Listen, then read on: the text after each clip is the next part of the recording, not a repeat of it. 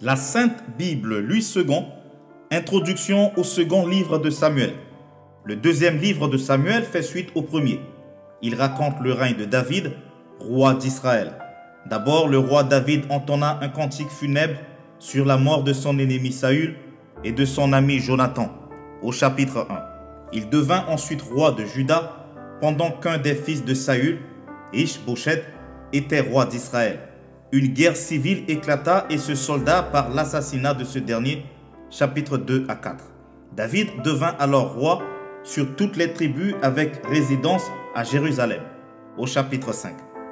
L'accession de David au pouvoir se passa sur fond d'intrigues politiques. Abner, cousin de Saül et général en chef de son armée, installa d'abord sur le trône un fils de ce dernier, au curieux nom d'Ish-Boshet. Entre-temps, Akish, le prince philistin de Gath, utilisait David contre la maison de Saül. Ensuite, David fit transporter l'arche à Jérusalem, chapitre 6. Il projeta de bâtir un temple à l'Éternel, qui s'y opposa et lui promit une royauté perpétuelle, chapitre 7.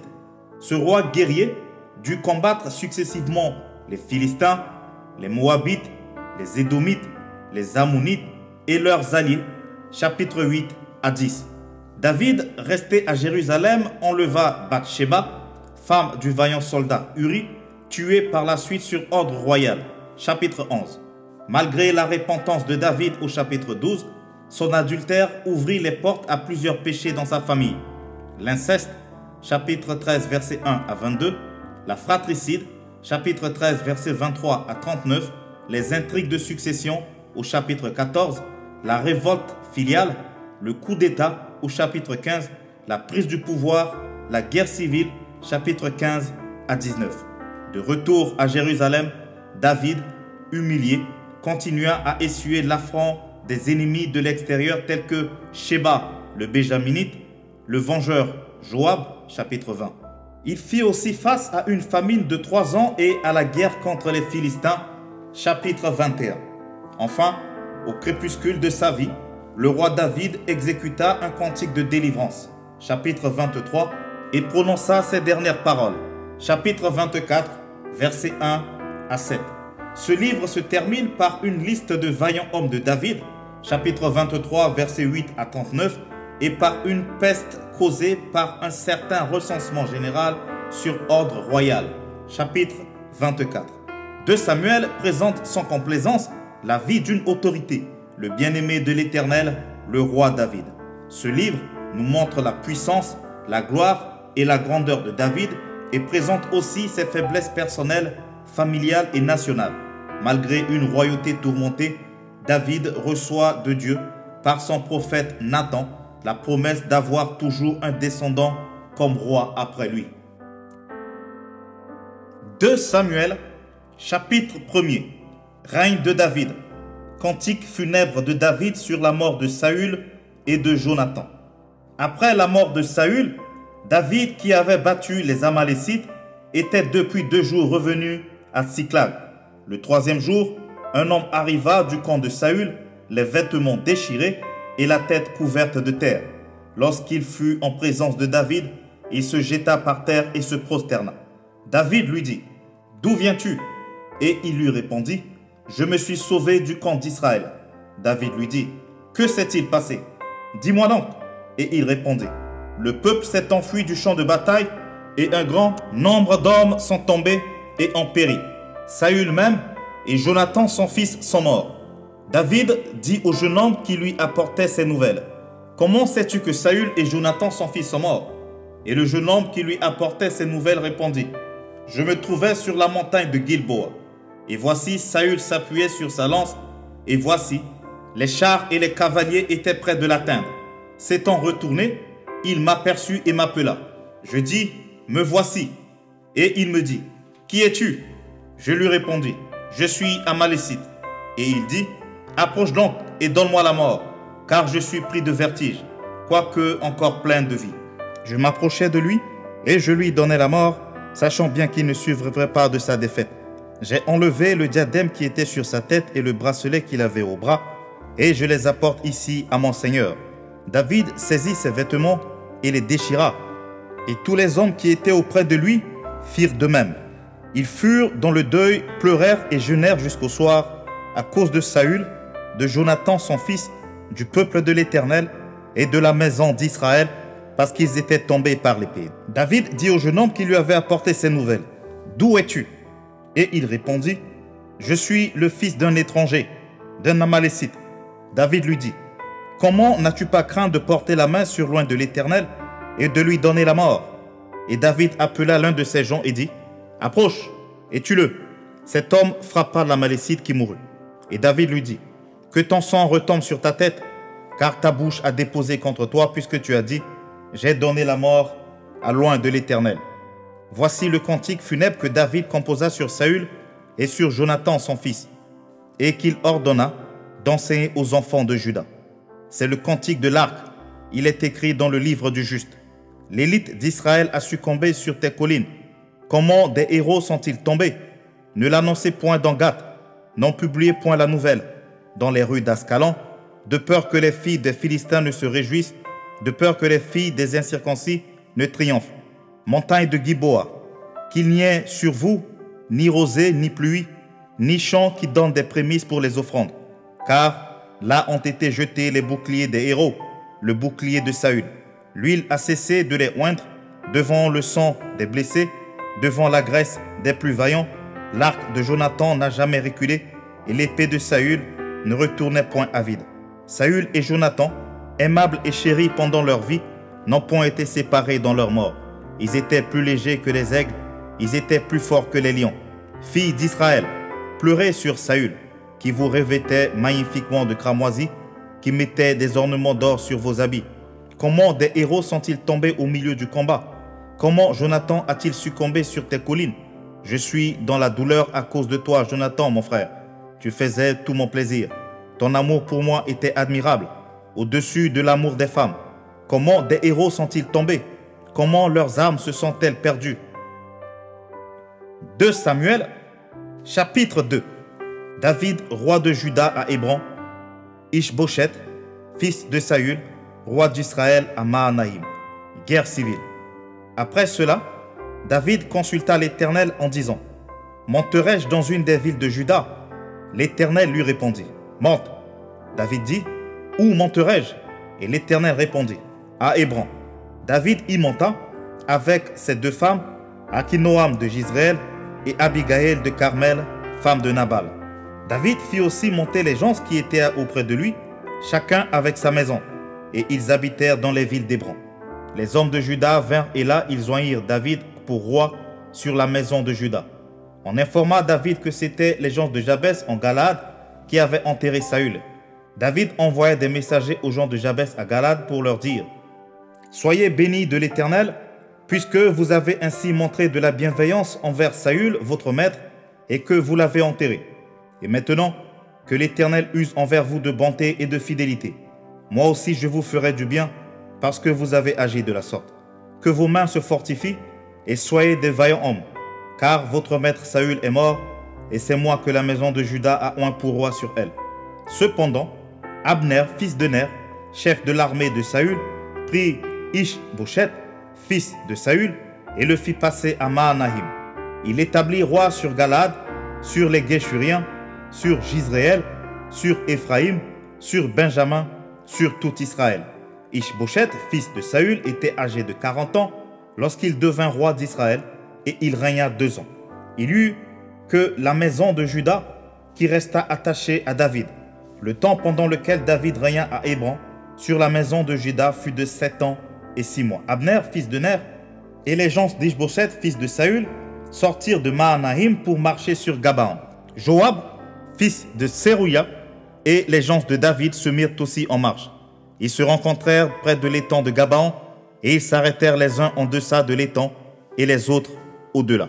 Abner dit à Joab, « Que ces jeunes gens se lèvent, et qu'ils se battent devant nous. » Joab répondit, « Qu'ils se lèvent. » Ils se lèvent et s'avancèrent en nombre égal, 12 pour Benjamin et pour Ish-Boshet, fils de Saül, et 12 des gens de David.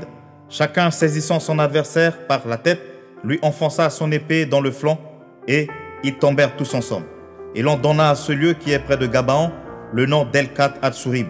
Il eut en ce jour un combat très rude sur lequel Abner et les hommes d'Israël furent battus par les gens de David. Là se trouvaient les 3 fils de Tserouja, Joab, Abishai et Asaël. Asaël avait les pieds légers comme une gazelle des champs.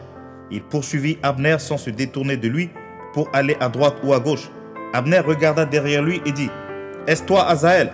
Et il répondit, « C'est moi. » Abner lui dit, « Tire à droite ou à gauche, saisis-toi de l'un de ces jeunes gens et prends sa dépouille. » Mais Asaël ne voulut point se détourner de lui. Abner dit encore à Asaël, « Détourne-toi de moi. Pourquoi te frapperais-je et t'abattrais-je en terre? Comment ensuite lèverais-je le visage devant ton frère Joab ?» Et Asaël refusa de se détourner, sur quoi Abner le frappa au ventre avec l'extrémité intérieure de sa lance, et la lance sortit par derrière. Il tomba et mourut sur place. Tous ceux qui arrivaient au lieu où Asaël était tombé mort s'y arrêtaient. Joab et Abishai poursuivirent Abner et le soleil se couchait quand ils arrivèrent au coteau d'Ama, qui est en face de Giach, sur le chemin du désert de Gabaon. Les fils de Benjamin se rallièrent à la suite d'Abner et formèrent un corps, et ils s'arrêtèrent au sommet d'une colline. Abner appela Joab et dit, « L'épée dévorera-t-elle toujours? Ne sais-tu pas qu'il y aura de l'amertume à la fin? Jusqu'à quand tarderas-tu à dire au peuple de ne plus poursuivre ses frères ?» Joab répondit, « Dieu est vivant. Si tu n'eusses parlé, le peuple n'aurait pas cessé avant le matin de poursuivre ses frères. » Et Joab sonna de la trompette, et tout le peuple s'arrêta. Ils ne poursuivirent plus Israël, et ils ne continuèrent pas à se battre. Abner et ses gens marchèrent toute la nuit dans la plaine. Ils passèrent le Jourdain, traversèrent en entier Bitran, et arrivèrent à Mahanaïm. Joab revint de la poursuite d'Abner et rassembla tout le peuple. Il manquait 19 hommes des gens de David et Asaël. Mais les gens de David avaient frappé à mort 360 hommes parmi ceux de Benjamin et d'Abner. Ils emportèrent Asaël et l'enterrèrent dans le sépulcre de son père à Bethléem. Joab et ses gens marchèrent toute la nuit, et le jour paraissait quand ils furent à Hébron. 2 Samuel, chapitre 3. La guerre dura longtemps entre la maison de Saül et la maison de David. David devenait de plus en plus fort, et la maison de Saül allait en s'affaiblissant. Il naquit à David des fils à Hébron. Son premier-né fut Amnon, d'Akinoam de Jizréel. Le second, Kiléab, d'Abigaël de Carmel, femme de Nabal. Le troisième, Absalom, fils de Maca, fille de Talmaï, roi de Geshur. Le quatrième, Adonijah, fils de Haggith. Le cinquième, Shephatia, fils d'Abital. Et le sixième, Jitréam d'Egla, femme de David. Ce sont là ceux qui naquirent à David à Hébron. Abner, chef de l'armée d'Ishbosheth, tué par Joab, chef de l'armée de David. Assassinat d'Ishbosheth. Pendant la guerre entre la maison de Saül et la maison de David, Abner tint ferme pour la maison de Saül. Or, Saül avait eu une concubine nommée Ritzpa, fille d'Aja.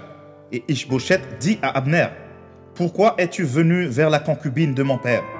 Abner fut très irrité des paroles d'Ishbosheth et il répondit, « Suis-je une tête de chien qui tienne pour Juda?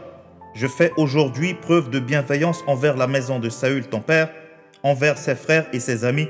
Je ne t'ai pas livré entre les mains de David, et c'est aujourd'hui que tu me reproches une faute avec une femme.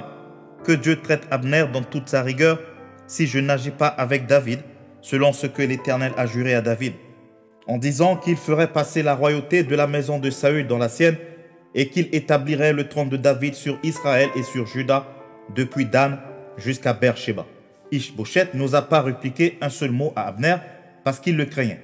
Abner envoya des messagers à David pour lui dire de sa part, « À qui est le pays? Fais alliance avec moi, et voici ma main t'aidera pour tourner vers toi tout Israël. » Il répondit, « Bien, je ferai alliance avec toi.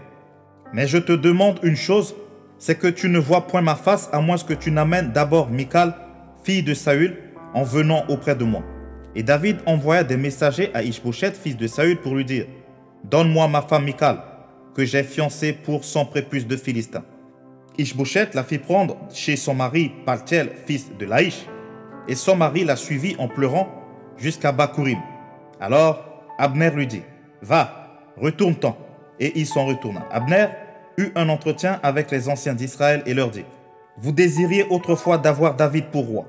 Établissez-le maintenant, car l'Éternel a dit de lui, « C'est par David mon serviteur que je délivrerai mon peuple d'Israël de la main des Philistins et de la main de tous ses ennemis. Abner parla aussi à Benjamin et il alla rapporter aux oreilles de David à Hébron ce qu'avait résolu Israël et toute la maison de Benjamin. Il arriva auprès de David à Hébron accompagné de 20 hommes. Et David fit un festin à Abner et à ceux qui étaient avec lui. Abner dit à David, « Je me lèverai et je partirai pour rassembler tout Israël vers mon Seigneur le roi. Ils feront alliance avec toi et tu régneras entièrement selon ton désir. » David renvoya Abner qui s'en alla en paix. Voici Joab et les gens de David revinrent d'une excursion et amenèrent avec eux un grand butin. Abner n'était plus auprès de David à Hébron, car David l'avait renvoyé et il s'en était allé en paix. Lorsque Joab et toute sa troupe arrivèrent, on fit à Joab ce rapport. Abner, fils de Ner, est venu auprès du roi qui l'a renvoyé et il s'en est allé en paix. Joab se rendit chez le roi et dit, « Qu'as-tu fait? Voici Abner est venu vers toi. Pourquoi l'as-tu renvoyé et laissé partir? Tu connais Abner, fils de Ner. C'est pour te tromper qu'il est venu, pour épier tes démarches et pour savoir tout ce que tu fais. » Et Joab, après avoir quitté David, envoya sur les traces d'Abner des messagers qui le ramenèrent depuis la citerne de Sira. David n'en savait rien. Lorsque Abner fut de retour à Hébron, Joab le tira à l'écart au milieu de la porte, comme pour lui parler en secret. Et là, il le frappa au ventre et le tua, pour venger la mort d'Azraël, son frère. David l'apprit ensuite et il dit, « Je suis à jamais innocent devant l'Éternel, du sang d'Abner, fils de Ner, et mon royaume l'est aussi. Que ce sang retombe sur Joab et sur toute la maison de son père, qu'il y ait toujours quelqu'un dans la maison de Joab qui soit atteint d'un flux ou de la lèpre, ou qui s'appuie sur un bâton, ou qui tombe par l'épée, ou qui manque de pain. » Ainsi, Joab et Abishai, son frère, tuèrent Abner parce qu'il avait donné la mort à Asaël, leur frère, à Gabaon, dans la bataille. David dit à Joab et à tout le peuple qui était avec lui, « Déchirez vos vêtements, saignez-vous de sac et pleurez devant Abner. » Et le roi David marcha derrière le cercueil. On enterra Abner à Hébron. Le roi éleva la voix et pleura sur le sépulcre d'Abner, et tout le peuple pleura. Le roi fit une complainte sur Abner et dit, « Abner, devait-il mourir comme meurt un criminel? Tu n'avais ni les mains liées, ni les pieds dans les chaînes. Tu es tombé comme on tombe devant les méchants. » Et tout le peuple pleura de nouveau sur Abner. Tout le peuple s'approcha de David pour lui faire prendre quelque nourriture pendant qu'il était encore jour. Mais David jura en disant, « Que Dieu me traite dans toute sa rigueur si je goûte du pain ou quoi que ce soit avant le coucher du soleil. » Cela fut connu et approuvé de tout le peuple qui trouva bon tout ce qu'avait fait le roi. Tout le peuple et tout Israël comprirent en ce jour que ce n'était pas par ordre du roi qu'Abner, fils de Ner, avait été tué. Le roi dit à ses serviteurs, « Ne savez-vous pas qu'un chef, un grand homme, est tombé aujourd'hui en Israël? Je suis encore faible, quoique j'ai reçu l'onction royale. Et ces gens, les fils de Tseruja, sont trop puissants pour moi. Que l'Éternel rende selon sa méchanceté à celui qui fait le mal. » 2 Samuel, chapitre 4. Le fils de Saül apprit qu'Abner était mort à Hébron. Ses mains restèrent sans force et tout Israël fut dans l'épouvante. Le fils de Saül avait 2 chefs de bande, dont l'un s'appelait Baana et l'autre Rekab.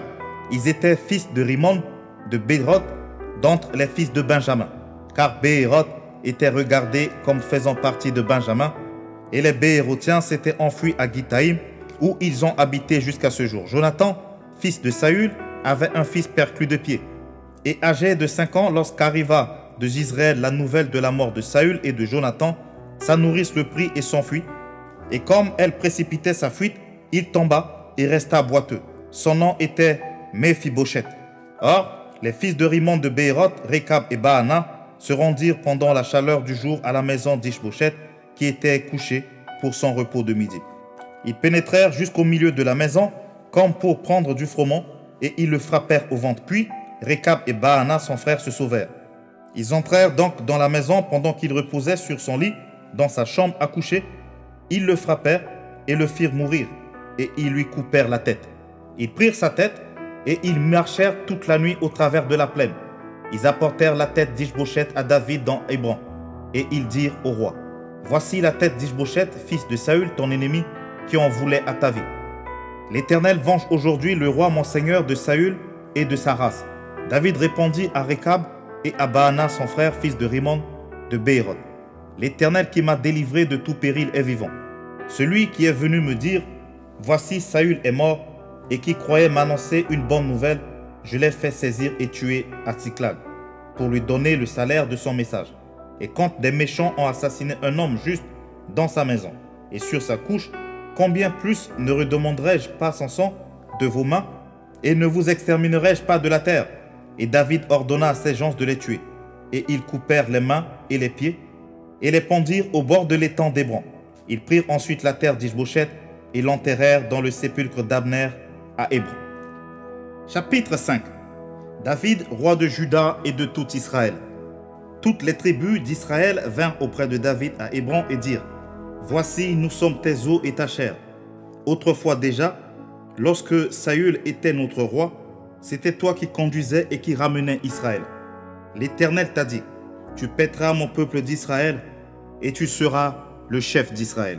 Ainsi, tous les anciens d'Israël vinrent auprès du roi à Hébron, et le roi David fit alliance avec eux à Hébron devant l'Éternel. Ils oignirent David pour roi sur Israël. David était âgé de 30 ans lorsqu'il devint roi, et il régna 40 ans. À Hébron, il régna sur Juda 7 ans et 6 mois, et à Jérusalem, il régna 33 ans sur tout Israël et Juda. Expulsion des Jébusiens et résidence de David à Jérusalem. Le roi marcha avec ses gens sur Jérusalem contre les Jébusiens, habitants du pays. Ils dirent à David, tu n'entreras point ici, car les aveugles même et les boiteux te repousseront. Ce qui voulait dire, David n'entrerait point ici. Mais David s'empara de la forteresse de Sion, c'est la cité de David. David dit en ce jour, quiconque battra les Jébusiens et atteindra le canal, quiconque frappera ces boiteux et ces aveugles qui sont les ennemis de David. C'est pourquoi l'on dit, l'aveugle et le boiteux n'entreront point dans la maison. David s'établit dans la forteresse qu'il appela cité de David. Il fit de tous côtés des constructions en dehors et en dedans de Milo. David devenait de plus en plus grand et l'Éternel, le Dieu des armées, était avec lui. Hiram, roi de Tyr, envoya des messagers à David et du bois de cèdre et des charpentiers et des tailleurs de pierre qui bâtirent une maison pour David.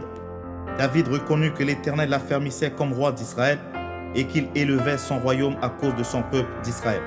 David prit encore des concubines et des femmes à Jérusalem après qu'il fut venu d'Hébron, et il lui naquit encore des fils et des filles.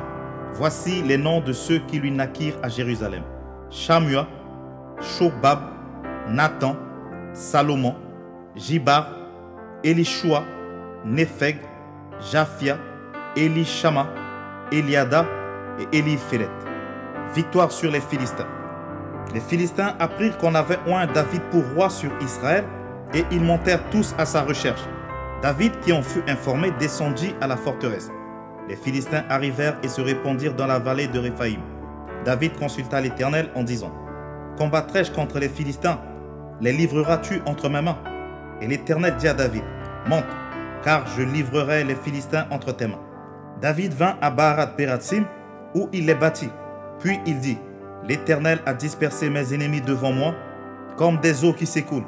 C'est pourquoi l'on a donné à ce lieu le nom de Baal-Pératsim. » Ils laissèrent là leurs idoles et David et ses gens les emportèrent. Les Philistins montèrent de nouveau et se répandirent dans la vallée de Réphaïm. David consulta l'Éternel. Et l'Éternel dit, « Tu ne monteras pas. Tourne-les par derrière et tu arriveras sur eux vis-à-vis des mûriers. Quand tu entendras un bruit de pas dans les cimes des mûriers, alors hâte-toi, car c'est l'Éternel qui marche devant toi pour battre l'armée des Philistins. » David fit ce que l'Éternel lui avait ordonné et il battit les Philistins depuis Géba jusqu'à Gézer. 2 Samuel, chapitre 6. L'arche transportée par David de Kirjath-Jéarim à Jérusalem. David rassembla encore toute l'élite d'Israël au nombre de 30 000 hommes. Et David, avec tout le peuple qui était auprès de lui, se mit en marche depuis Baal et Juda pour faire monter de là l'arche de Dieu, devant laquelle est invoqué le nom de l'Éternel des armées, qui réside entre les chérubins au-dessus de l'arche. Ils mirent sur un char neuf l'arche de Dieu et l'emportèrent de la maison d'Abinadab sur la colline. Uza et Acho, fils d'Abinadab, conduisaient le char neuf. Ils l'emportèrent donc de la maison d'Abinadab sur la colline. Uza marchait à côté de l'arche de Dieu, et Acho allait devant l'arche. David et toute la maison d'Israël jouaient devant l'Éternel de toutes sortes d'instruments de bois, de cyprès, des harpes, des luttes, des tambourins, des sistres et des cymbales. Lorsqu'ils furent arrivés à l'ère de Nacan, Uza étendit la main vers l'arche de Dieu et la saisit parce que les bœufs la faisaient pencher. La colère de l'Éternel s'enflamma contre Uza et Dieu le frappa sur place à cause de sa faute. Uza mourut là, près de l'arche de Dieu. David fut irrité de ce que l'Éternel avait frappé Uza d'un tel châtiment. Et ce lieu a été appelé jusqu'à ce jour Péret Uza. David eut peur de l'Éternel en ce jour-là et il dit: comment l'arche de l'Éternel entrerait-elle chez moi? Il ne voulut pas retirer l'arche de l'Éternel chez lui dans la cité de David et il la fit conduire dans la maison d'Obed-Édom de Gath. L'arche de l'Éternel resta 3 mois dans la maison d'Obed-Édom de Gath. Et l'Éternel bénit Obed-Édom et toute sa maison. On vint dire au roi David: l'Éternel a béni la maison d'Obed-Édom et tout ce qui est à lui, à cause de l'arche de Dieu. Et David se mit en route et il fit monter l'arche de Dieu depuis la maison d'Obed-Édom jusqu'à la cité de David au milieu des réjouissances. Quand ceux qui portaient l'arche de l'Éternel eurent fait 6 pas, on sacrifia un bœuf et un veau gras. David dansait de toute sa force devant l'Éternel et il était ceint d'un éphod de lin. David et toute la maison d'Israël firent monter l'arche de l'Éternel avec des cris de joie et au son des trompettes.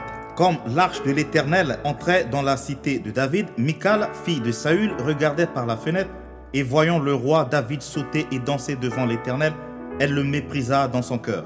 Après qu'on eut amené l'arche de l'Éternel, on l'a mis à sa place au milieu de la tente que David avait dressée pour elle.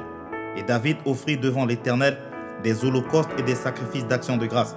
Quand David eut achevé d'offrir les holocaustes et les sacrifices d'action de grâce, il bénit le peuple au nom de l'Éternel des armées. Puis il distribua à tout le peuple, à toute la multitude d'Israël, hommes et femmes, à chacun un pain, une portion de viande et un gâteau de raisin. Et tout le peuple s'en alla, chacun dans sa maison. David s'en retourna pour bénir sa maison, et Michal, fille de Saül, sortit à sa rencontre. Elle dit: quel honneur aujourd'hui pour le roi d'Israël de s'être découvert aux yeux des servantes, de ses serviteurs, comme se découvrirait un homme de rien. David répondit à Michal: c'est devant l'Éternel qui m'a choisi de préférence à ton père et à toute sa maison pour m'établir chef sur le peuple de l'Éternel, sur Israël. C'est devant l'Éternel que j'ai dansé. Je veux paraître encore plus vil que cela et m'abaisser à mes propres yeux. Néanmoins, je serai en honneur auprès des servantes dont tu parles. Or, Michal, fille de Saül, n'eut point d'enfant jusqu'au jour de sa mort. 2 Samuel, chapitre 7. David projette de bâtir un temple aux positions de l'Éternel, promesse à la maison de David. Lorsque le roi habita dans sa maison et que l'Éternel lui eut donné du repos après l'avoir délivré de tous les ennemis qui l'entouraient, il dit à Nathan, le prophète: vois donc, j'habite dans une maison de cèdre et l'arche de Dieu habite au milieu d'une tente.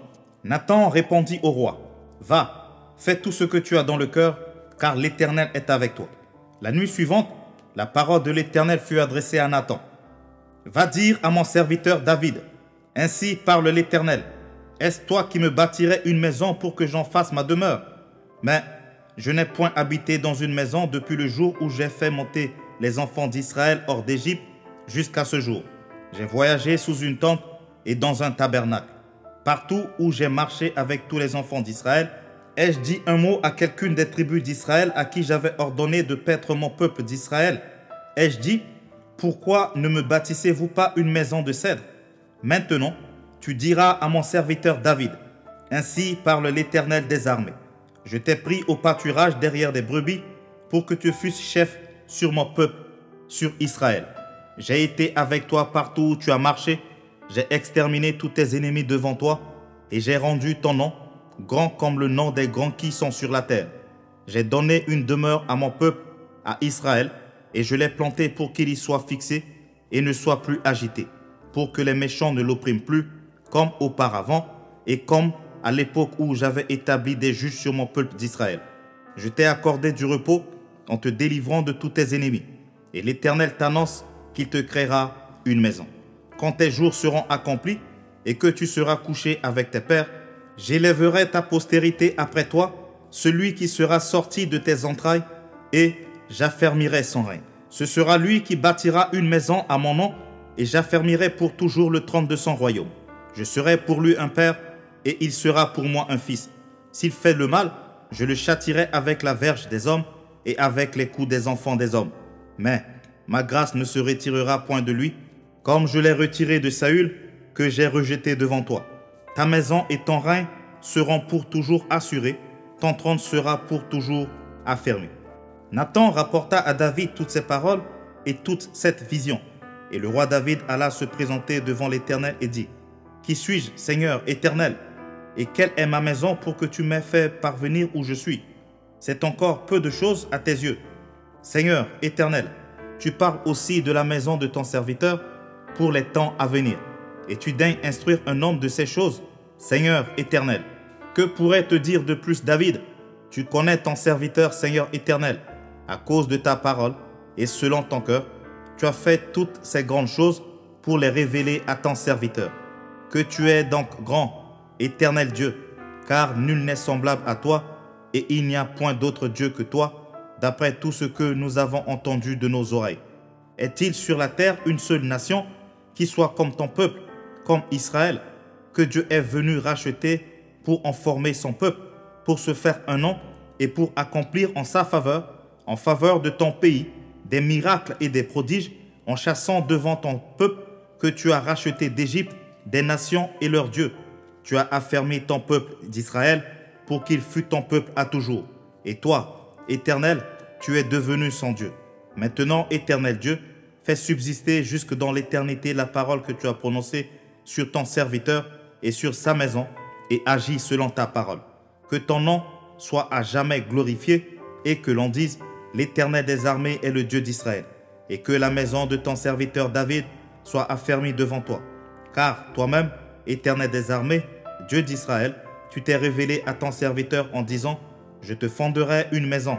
C'est pourquoi ton serviteur a pris courage pour t'adresser cette prière.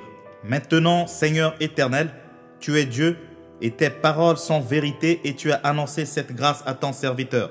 Veille donc bénir la maison de ton serviteur, afin qu'elle subsiste à toujours devant toi. Car c'est toi, Seigneur éternel, qui as parlé, et par ta bénédiction, la maison de ton serviteur sera bénie éternellement. 2 Samuel, chapitre 8. Victoire de David sur les Philistins, les Moabites, les Syriens, les Édomites.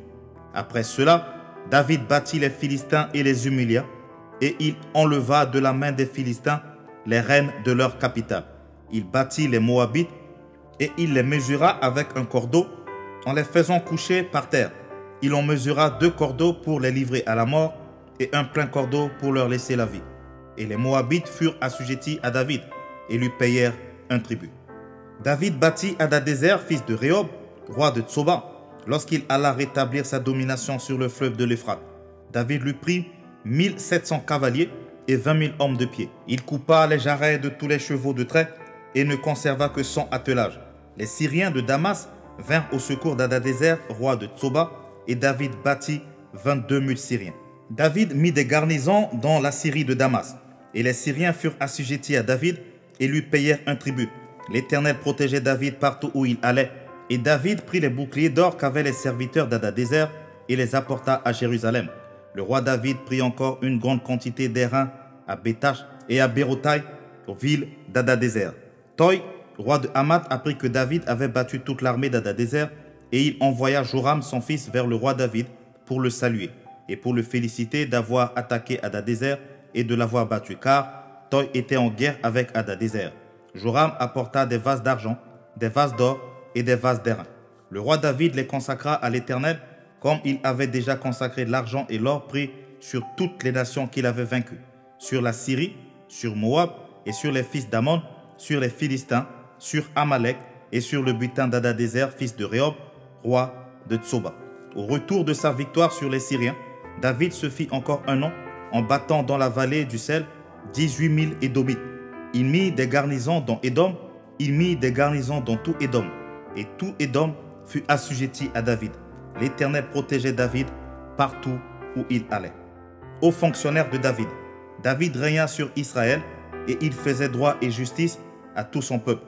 Joab, fils de Sérouja, commandait l'armée. Josaphat, fils d'Achiloub, était archiviste. Sadok, fils d'Akitub, et Akimélec, fils d'Abiatar, était sacrificateur. Séraja était secrétaire. Benaja, fils de Jéhojada, était chef des Kérétiens et des Pélétiens. Et les fils de David étaient ministres d'État. 2 Samuel, chapitre 9. Bienveillance de David envers Méphibosheth, fils de Jonathan. David dit: reste-t-il encore quelqu'un de la maison de Saül pour que je lui fasse du bien à cause de Jonathan?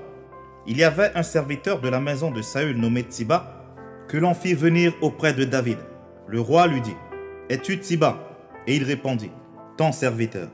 Le roi dit: n'y a-t-il plus personne de la maison de Saül pour que j'use envers lui de la bonté de Dieu? Et Tsiba répondit au roi: il y a encore un fils de Jonathan perclus de pied. Le roi lui dit: où est-il? Et Tsiba répondit au roi: il est dans la maison de Makir, fils d'Amiel, à Lodébar. Le roi David l'envoya chercher dans la maison de Makir, fils d'Amiel, à Lodébar. Et Méphibosheth, fils de Jonathan, fils de Saül, vint auprès de David, tomba sur sa face et se prosterna. David dit: Méphibosheth. Et il répondit: voici ton serviteur. David lui dit: ne crains point, car je veux te faire du bien à cause de Jonathan ton père. Je te rendrai toutes les terres de Saül ton père, et tu mangeras toujours à ma table. Il se prosterna et dit: qu'est ton serviteur pour que tu regardes un chien mort tel que moi? Le roi appela Tsiba, serviteur de Saül, et lui dit: je donne au fils de ton maître tout ce qui appartenait à Saül et à toute sa maison. Tu cultiveras pour lui les terres, toi, tes fils et tes serviteurs, et tu feras les récoltes, afin que le fils de ton maître ait du pain à manger. Et Méphibosheth, fils de ton maître, mangera toujours à ma table. Or, Tsiba avait 15 fils et 20 serviteurs. Il dit au roi: ton serviteur fera tout ce que le roi, mon seigneur, ordonne à son serviteur. Et Méphibosheth mangea à la table de David comme l'un des fils du roi. Méphibosheth avait un jeune fils nommé Mika, et tous ceux qui demeuraient dans la maison de Tsiba étaient serviteurs de Méphibosheth. Méphibosheth habitait à Jérusalem, car il mangeait toujours à la table du roi. Il était boiteux des 2 pieds. 2 Samuel, chapitre 10. Outrage fait par le roi des Ammonites aux serviteurs de David. Guerre contre les Ammonites et leurs alliés. Après cela, le roi des fils d'Ammon mourut, et Hanoun, son fils, régna à sa place. David dit: je montrerai de la bienveillance à Hanoun, fils de Nachash, comme son père en a montré à mon égard. Et David envoya ses serviteurs pour le consoler au sujet de son père. Lorsque les serviteurs de David arrivèrent dans le pays des fils d'Ammon, les chefs des fils d'Ammon dirent à Hanoun, leur maître: penses-tu que ce soit pour honorer ton père que David t'envoie des consolateurs? N'est-ce pas pour reconnaître et explorer la ville et pour la détruire qu'il envoie ses serviteurs auprès de toi? Alors Hanoun saisit les serviteurs de David, leur fit raser la moitié de la barbe et fit couper leurs habits par le milieu jusqu'au haut des cuisses, puis il les congédia. David, qui fut informé, envoya des gens à leur rencontre, car ces hommes étaient dans une grande confusion. Et le roi leur fit dire: restez à Jéricho jusqu'à ce que votre barbe ait repoussé, et revenez ensuite. Les fils d'Ammon, voyant qu'ils s'étaient rendus odieux à David, firent enrôler à leur solde 20 000 hommes de pied chez les Syriens de Beth-Rehob et chez les Syriens de Tsoba, 1000 hommes chez le roi de Maca et 12 000 hommes chez les gens de Tob. À cette nouvelle, David envoya contre eux Joab et toute l'armée, les hommes vaillants. Les fils d'Ammon sortirent et se rangèrent en bataille à l'entrée de la porte. Les Syriens de Tsoba et de Rehob et les hommes de Toba et de Maca étaient à part dans la campagne. Joab vit qu'il avait à combattre par devant et par derrière. Il choisit alors sur toute l'élite d'Israël un corps qu'il opposa aux Syriens. Et il plaça sous le commandement de son frère Abishai le reste du peuple pour faire face aux fils d'Ammon. Il dit: si les Syriens sont plus forts que moi, tu viendras à mon secours. Et si les fils d'Ammon sont plus forts que toi, j'irai te secourir. Sois ferme et montrons du courage pour notre peuple et pour les villes de notre Dieu, et que l'Éternel fasse ce qui lui semblera bon. Joab, avec son peuple, s'avança pour attaquer les Syriens, et ils s'enfuirent devant lui. Et quand les fils d'Ammon virent que les Syriens avaient pris la fuite, ils s'enfuirent aussi devant Abishai et rentrèrent dans la ville. Joab s'éloigna des fils d'Ammon et revint à Jérusalem. Les Syriens, voyant qu'ils avaient été battus par Israël, réunirent leurs forces. Hadarezer envoya chercher les Syriens qui étaient de l'autre côté du fleuve. Et ils arrivèrent à Élam, ayant à leur tête Shobak, chef de l'armée d'Hadarezer. On l'annonça à David, qui assembla tout Israël, passa le Jourdain et vint à Élam. Les Syriens se préparèrent à la rencontre de David et lui livrèrent bataille. Mais les Syriens s'enfuirent devant Israël. Et David leur tua les troupes de 700 chars et 40 000 cavaliers. Il frappa aussi le chef de leur armée, Shobak, qui mourut sur place. Tous les rois soumis à Hadarezer, se voyant battus par Israël, firent la paix avec Israël et lui furent assujettis. Et les Syriens n'osèrent plus secourir les fils d'Ammon. 2 Samuel, chapitre 11. Siège de Rabba, capitale des Ammonites. Conduite criminelle de David à l'égard de Bathsheba et d'Uri. L'année suivante, au temps où les rois se mettaient en campagne, David envoya Joab avec ses serviteurs et tout Israël pour détruire les fils d'Ammon et pour assiéger Rabba. Mais David resta à Jérusalem. Un soir, David se leva de sa couche. Et comme il se promenait sur le toit de la maison royale, il aperçut de là une femme qui se baignait et qui était très belle de figure. David fit demander qui était cette femme et on lui dit, « N'est-ce pas Bathsheba, fille d'Eliam, femme d'Uri le Héthien ?» Et David envoya des gens pour la chercher. Elle vint vers lui et il coucha avec elle. Après s'être purifiée de sa souillure, elle retourna dans sa maison. Cette femme devint enceinte et elle fit dire à David, « Je suis enceinte. » Alors David expédia cet ordre à Joab, « Envoie-moi Uri le Héthien. » Et Joab envoya Uri à David. Uri se rendit auprès de David, qui l'interrogea sur l'état de Joab, sur l'état du peuple et sur l'état de la guerre. Puis David dit à Uri, « Descends dans ta maison et lave tes pieds. » Uri sortit de la maison royale et il fut suivi d'un présent du roi. Mais Uri se coucha à la porte de la maison royale avec tous les serviteurs de son maître et il ne descendit point dans sa maison. On en informa David et on lui dit, « Uri n'est pas descendu dans sa maison. » Et David dit à Uri, « N'arrives-tu pas de guerre? Pourquoi n'es-tu pas descendu dans ta maison ?» Uri répondit à David, « L'arche et Israël et Juda habitent sous des tentes. Mon seigneur Joab et les serviteurs de mon seigneur campent en rase campagne, et moi, j'entrerai dans ma maison pour manger et boire et pour coucher avec ma femme. Aussi vrai que tu es vivant et que ton âme est vivante, je ne ferai point cela. » David dit à Uri, « Reste ici encore aujourd'hui, et demain je te renverrai. » Et Uri resta à Jérusalem ce jour-là et le lendemain. David l'invita à manger et à boire en sa présence, et il l'enivra. Et le soir, Uri sortit pour se mettre sur sa couche, avec les serviteurs de son maître. Mais il ne descendit point dans sa maison. Le lendemain matin, David écrivit une lettre à Joab et l'envoya par la main d'Uri. Il écrivit dans cette lettre, « Placez Uri au plus fort du combat et retirez-vous de lui, afin qu'il soit frappé et qu'il meure. » Joab, en assiégeant la ville, plaça Uri à l'endroit qu'il savait défendu par de vaillants soldats. Les hommes de la ville firent une sortie et se battirent contre Joab. Plusieurs tombèrent parmi le peuple, parmi les serviteurs de David, et Uri, le Héthien, fut aussi tué. Joab envoya un messager pour faire rapport à David de tout ce qui s'était passé dans le combat. Il donna cet ordre au messager. « Quand tu auras achevé de raconter au roi tous les détails du combat, peut-être se mettra-t-il en fureur et te dira-t-il, « Pourquoi vous êtes-vous approché de la ville pour combattre? Ne savez-vous pas qu'on lance des traits du haut de la muraille? Qui a tué Abimelech, fils de Jérubéchet? N'est-ce pas une femme qui lança sur lui, du haut de la muraille, un morceau de meule de moulin? Et n'en est-il pas mort à Tébet? Pourquoi vous êtes-vous approché de la muraille? Alors tu diras, ton serviteur Uri, le Héthien, est mort aussi. » Le messager partit, et à son arrivée, il fit rapport à David de tout ce que Joab lui avait ordonné. Le messager dit à David, « Ces gens ont eu sur nous de l'avantage. Ils avaient fait une sortie contre nous dans les champs, et nous les avons repoussés jusqu'à l'entrée de la porte. Les archers ont tiré du haut de la muraille sur tes serviteurs, et plusieurs des serviteurs du roi ont été tués. Et ton serviteur Uri le Héthien est mort aussi. » David dit au messager, « Voici ce que tu diras à Joab. Ne sois point peiné de cette affaire, car l'épée dévore tantôt l'un, tantôt l'autre. Attaque vigoureusement la ville et renverse-la. Et toi, encourage-le. » La femme d'Uri apprit que son mari est mort et elle pleura son mari. Quand le deuil fut passé, David l'envoya chercher et la recueillit dans sa maison. Elle devint sa femme et lui enfanta un fils. Ce que David avait fait déplut à l'Éternel. 2 Samuel, chapitre 12. La brebis du pauvre et le repentir de David. L'Éternel envoya Nathan vers David. Et Nathan vint à lui et il lui dit, « Il y avait dans une ville 2 hommes, l'un riche et l'autre pauvre. Le riche avait des brebis et des bœufs en très grand nombre.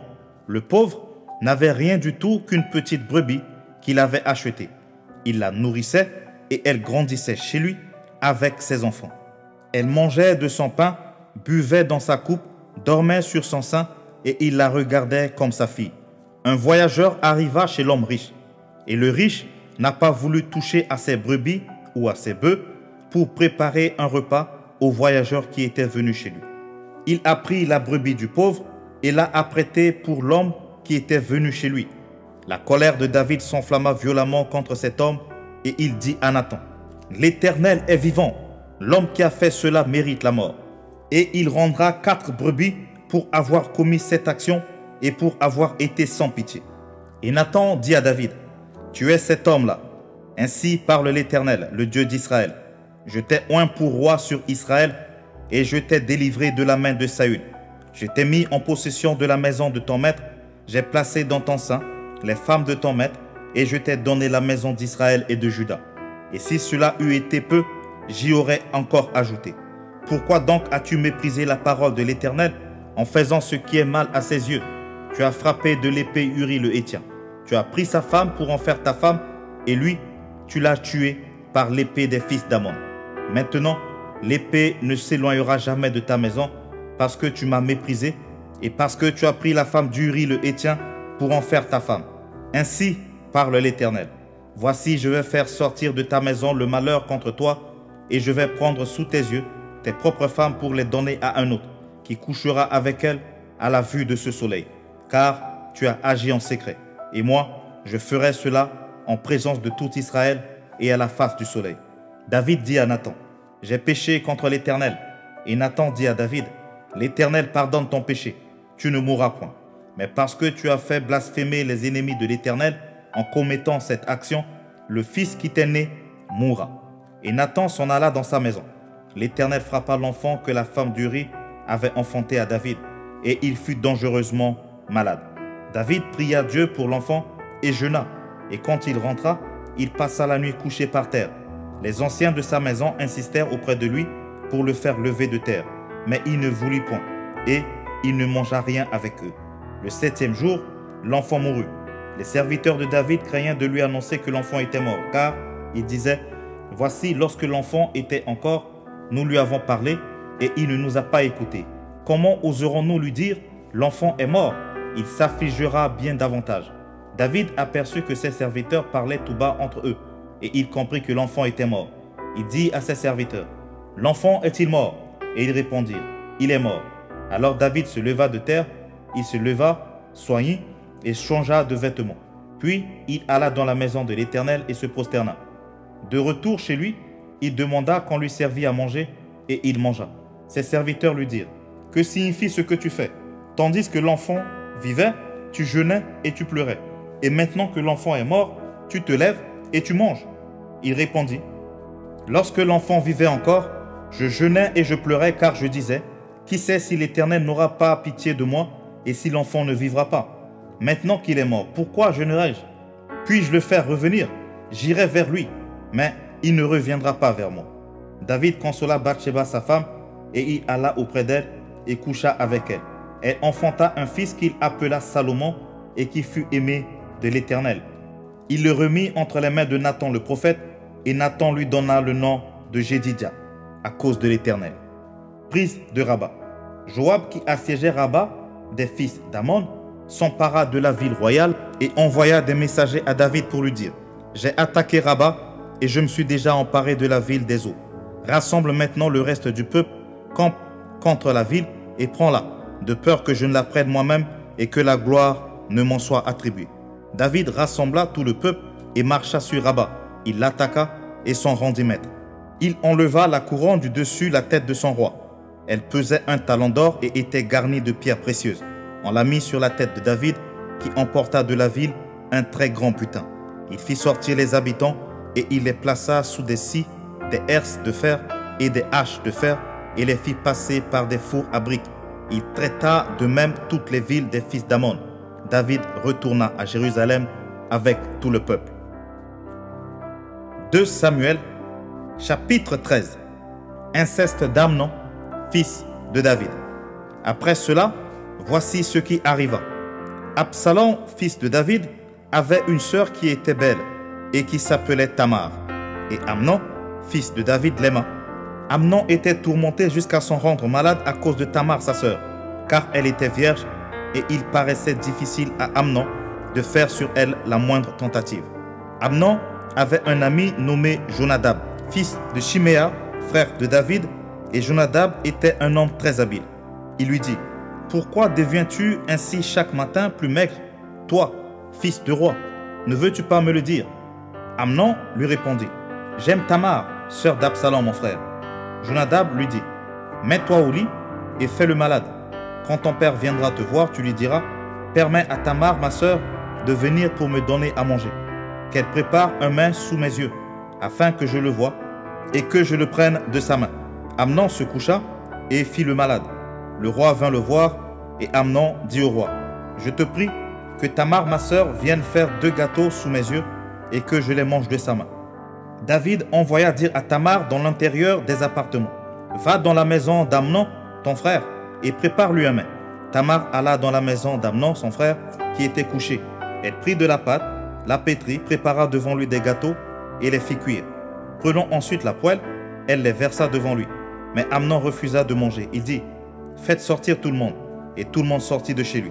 Alors Amnon dit à Tamar: apporte le mets dans la chambre et que je le mange de ta main.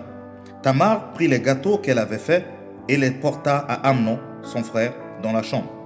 Comme elle les lui présentait à manger, il la saisit et lui dit: viens, couche avec moi, ma sœur.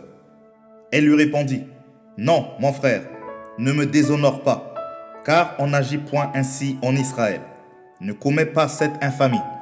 Où irai-je, moi, avec ma honte? Et toi, tu serais comme l'un des infâmes en Israël. Maintenant, je te prie, parle au roi, et il ne s'opposera pas à ce que je sois à toi. Mais il ne voulut pas l'écouter.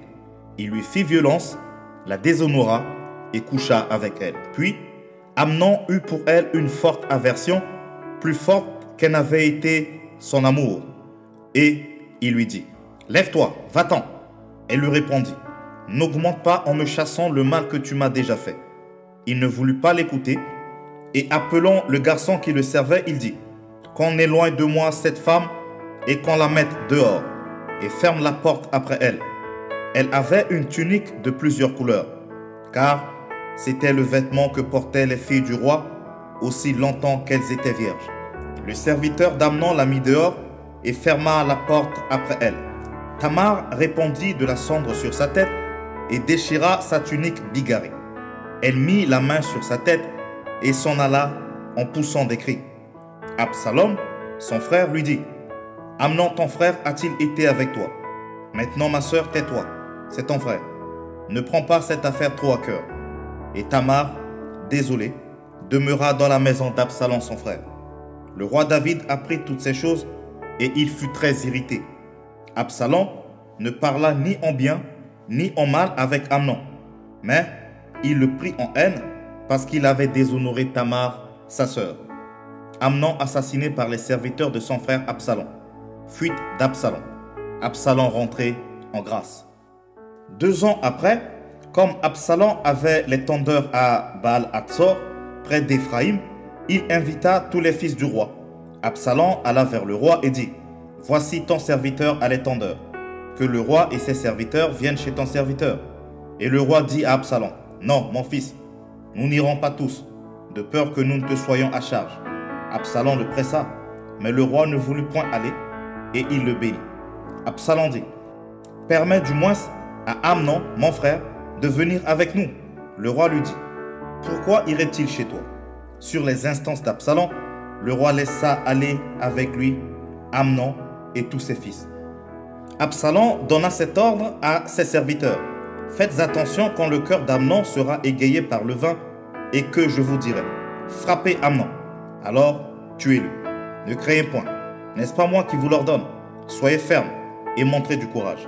Les serviteurs d'Absalom traitèrent Amnon comme Absalom l'avait ordonné, et tous les fils du roi se levèrent, montèrent chacun sur son mulet et s'enfuirent. Comme ils étaient en chemin, le bruit parvint à David qu'Absalom avait tué tous les fils du roi et qu'il n'en était pas resté un seul. Le roi se leva, déchira ses vêtements et se coucha par terre. Et tous ses serviteurs étaient là, les vêtements déchirés. Jonadab, fils de Chiméa, frère de David, prit la parole et dit: que mon Seigneur ne pense pas que tous les jeunes gens, fils du roi, ont été tués, car Amnon seul est mort. Et c'est l'effet d'une résolution d'Absalom depuis le jour où Amnon a déshonoré Tamar, sa sœur. Que le roi, mon Seigneur, ne se tourmente donc point dans l'idée que tous les fils du roi sont morts, car Amnon seul est mort. Absalom prit la fuite. Or, le jeune homme placé en sentinelle leva les yeux et regarda. Et voici une grande troupe venait par le chemin qui était derrière lui, du côté de la montagne. Jonadab dit au roi: voici les fils du roi qui arrivent. Ainsi se confirme ce que disait ton serviteur. Comme il achevait de parler, voici, les fils du roi arrivèrent. Ils élevèrent la voix et pleurèrent. Le roi aussi et tous ses serviteurs versèrent d'abondantes larmes. Absalom s'était enfui et il alla chez Talmaï, fils d'Amihur, roi de Géshur. Et David pleurait tous les jours son fils. Absalom resta 3 ans à Géshur, où il était allé, après avoir pris la fuite. Le roi David cessa de poursuivre Absalom, car il était consolé de la mort d'Amnon. 2 Samuel, chapitre 14.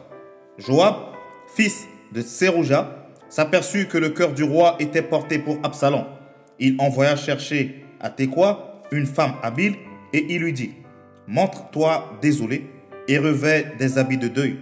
Ne toins pas d'huile et sois comme une femme qui depuis longtemps pleure un mort. Tu iras ainsi vers le roi et tu lui parleras de cette manière. Et Joab lui mit dans la bouche ce qu'elle devait dire. La femme de Tekoa alla parler au roi. Elle tomba la face contre terre et se prosterna et elle dit: ô roi, sauve-moi. Le roi lui dit: qu'as-tu? Elle répondit: oui, je suis veuve, mon mari est mort. Ta servante avait 2 fils. Ils se sont tous 2 querellés dans les champs et il n'y avait personne pour les séparer. L'un a frappé l'autre et l'a tué. Et voici, toute la famille s'est levée contre ta servante en disant: livre le meurtrier de son frère, nous voulons le faire mourir pour la vie de son frère qui l'a tué. Nous voulons détruire même l'héritier. Ils éteindraient ainsi le tison qui me reste pour ne laisser à mon mari ni nom ni survivant sur la face de la terre. Le roi dit à la femme: va dans ta maison, je donnerai des ordres à ton sujet. La femme de Tekoa dit au roi: c'est sur moi, ô roi mon seigneur, et sur la maison de mon père que le châtiment va tomber.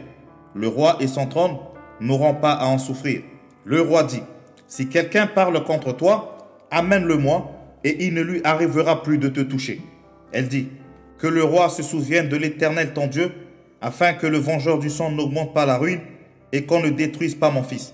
Et il dit: l'Éternel est vivant, il ne tombera pas à terre un cheveu de ton fils. La femme dit: permets que ta servante dise un mot à mon seigneur le roi. Et il dit: parle.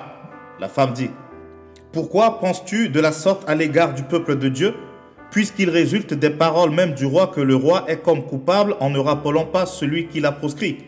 Il nous faut certainement mourir, et nous serons comme des eaux répandues à terre, et qui ne se rassemblent plus.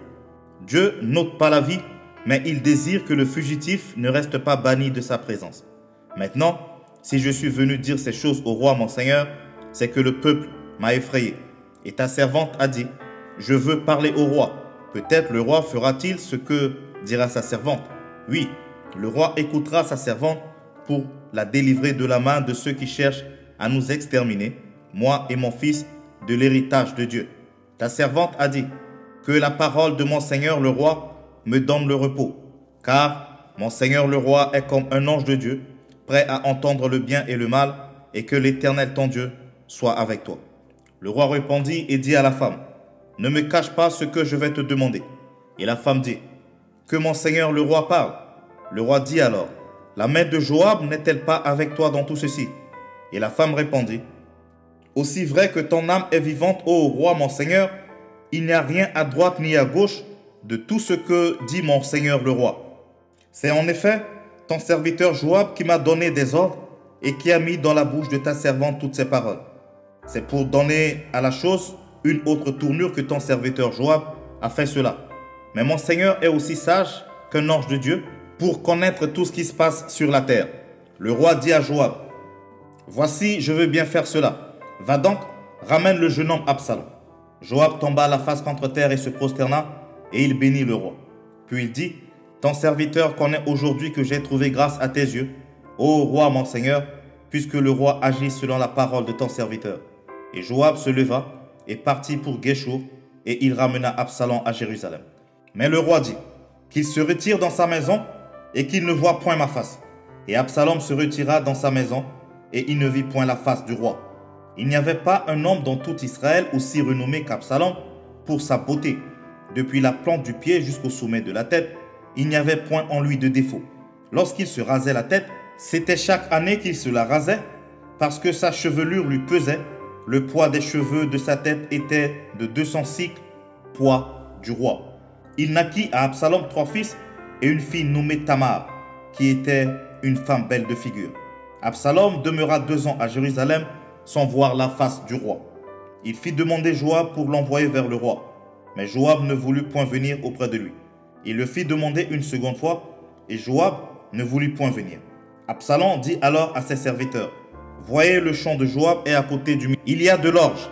Allez et mettez-y le feu. Et les serviteurs d'Absalom mirent le feu au champ.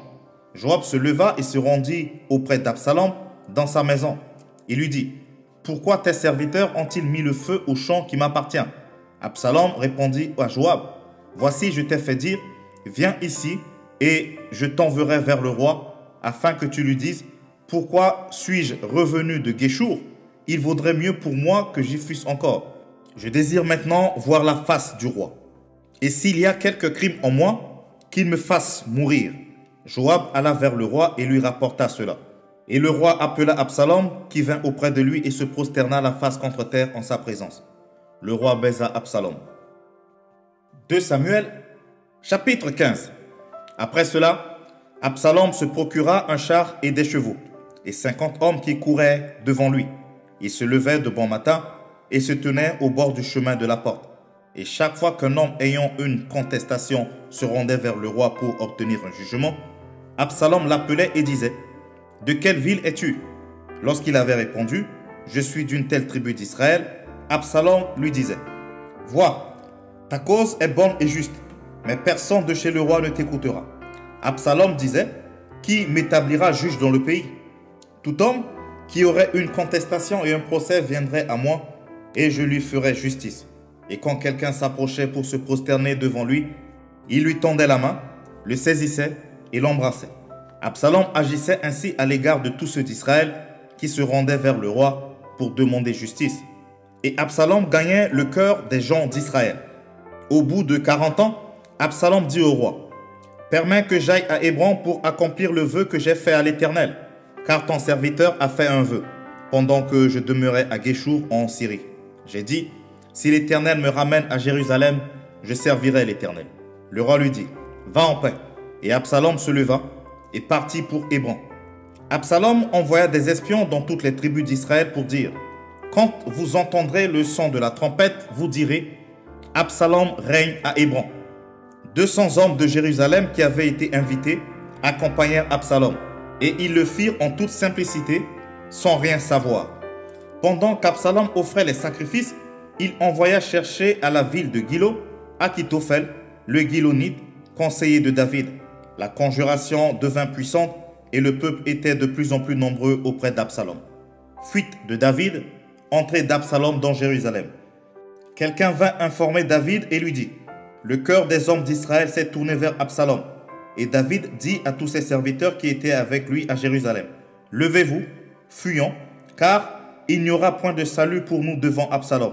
Hâtez-vous de partir, sinon il ne tarderait pas à nous atteindre et il nous précipiterait dans le malheur et frapperait la ville du tranchant de l'épée. » Les serviteurs du roi lui dirent, « Tes serviteurs feront tout ce que voudra mon seigneur le roi. » Le roi sortit et toute sa maison le suivait, et il laissa 10 concubines pour garder la maison. Le roi sortit, et tout le peuple le suivait. Et ils s'arrêtèrent à la dernière maison. Tous ses serviteurs, tous les Kérétiens et tous les Pélétiens passèrent à ses côtés, et tous les Gatiens, au nombre de 600 hommes, venus de Gath à sa suite, passèrent devant le roi. Le roi dit à Ittaï de Gath: « Pourquoi viendrais-tu aussi avec nous?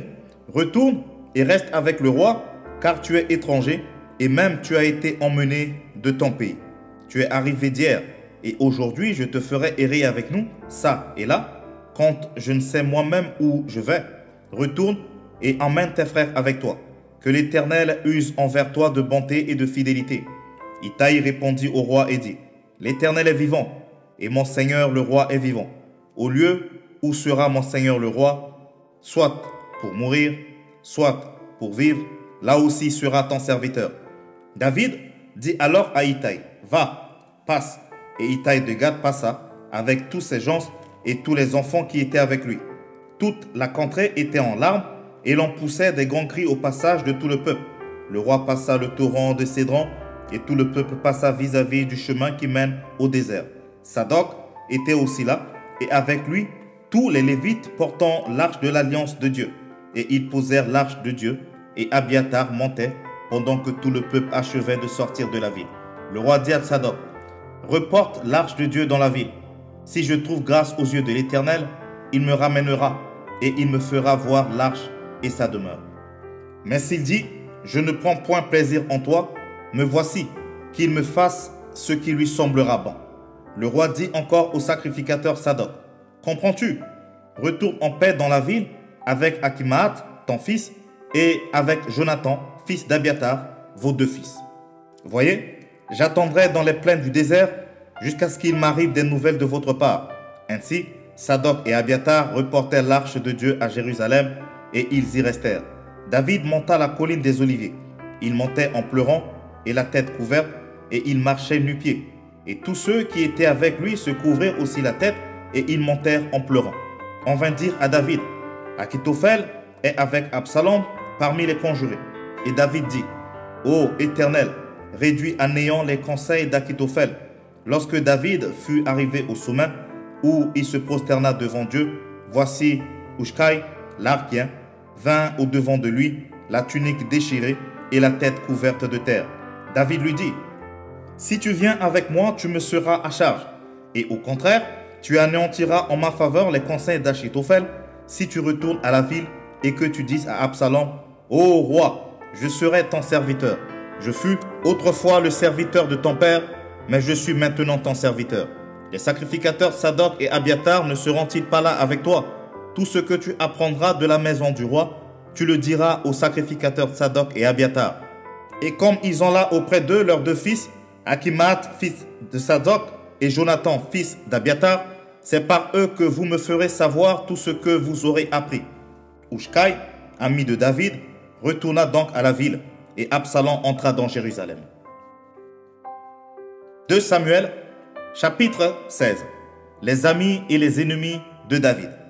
Lorsque David eut un peu dépassé le sommet, voici Tsiba, serviteur de Méphibosheth, vint au-devant de lui avec 2 ânes bâtés, sur lesquels il y avait 200 pains, 100 masses de raisins secs, 100 de fruits d'été et une outre de vin.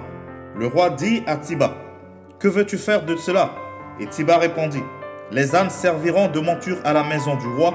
Le pain et les fruits d'été sont pour nourrir les jeunes gens, et le vin pour désaltérer ceux qui seront fatigués dans le désert. » Le roi dit: « Où est le fils de ton maître? » Et Tsiba répondit au roi: « Voici, il est resté à Jérusalem, car il a dit: Aujourd'hui, la maison d'Israël me rendra le royaume de mon père. » Le roi dit à Tsiba: « Voici, tout ce qui appartient à Méphibosheth est à toi. » Et Tsiba dit: « Je me prosterne, que je trouve grâce à tes yeux, ô roi, mon seigneur. » David était arrivé jusqu'à Bakourim, et voici, il sortit de là un homme de la famille de la maison de Saül, nommé Shimei, fils de Géra.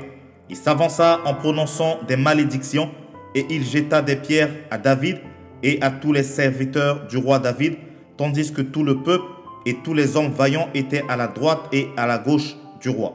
Shimei parlait ainsi en le maudissant: « Va-t'en, va-t'en, homme de sang, méchant homme, l'Éternel fait retomber sur toi tout le sang de la maison de Saül dont tu occupais le trône, et l'Éternel a livré le royaume entre les mains d'Absalom, ton fils. Et te voilà malheureux comme tu le mérites, car tu es un homme de sang. » Alors Abishai, fils de Tserouia, dit au roi, « Pourquoi ce chien mort maudit-il le roi, mon seigneur? Laisse-moi, je te prie, aller lui couper la tête. » Mais le roi dit, « Qu'ai-je à faire avec vous, fils de Tserouia? S'il maudit, c'est que l'Éternel lui a dit, maudit David. Qui donc lui dira, pourquoi agis-tu ainsi? » Et David dit à Abishai et à tous ses serviteurs, « Voici mon fils qui est sorti de mes entrailles, en veut à ma vie. À plus forte raison ce Béjaménite, laissez-le, et qu'il maudisse, car l'Éternel le lui a dit. Peut-être l'Éternel regardera-t-il mon affliction et me fera-t-il du bien en retour des malédictions d'aujourd'hui. » David et ses gens continuèrent leur chemin. Et Shimei marchait sur le flanc de la montagne près de David, et en marchant, il maudissait, il jetait des pierres contre lui, il faisait voler la poussière. Le roi et tout le peuple qui était avec lui arrivèrent à Agéphim, et là, ils se reposèrent. Absalom et tout le peuple, les hommes d'Israël, étaient entrés dans Jérusalem, et Achitophel était avec Absalom.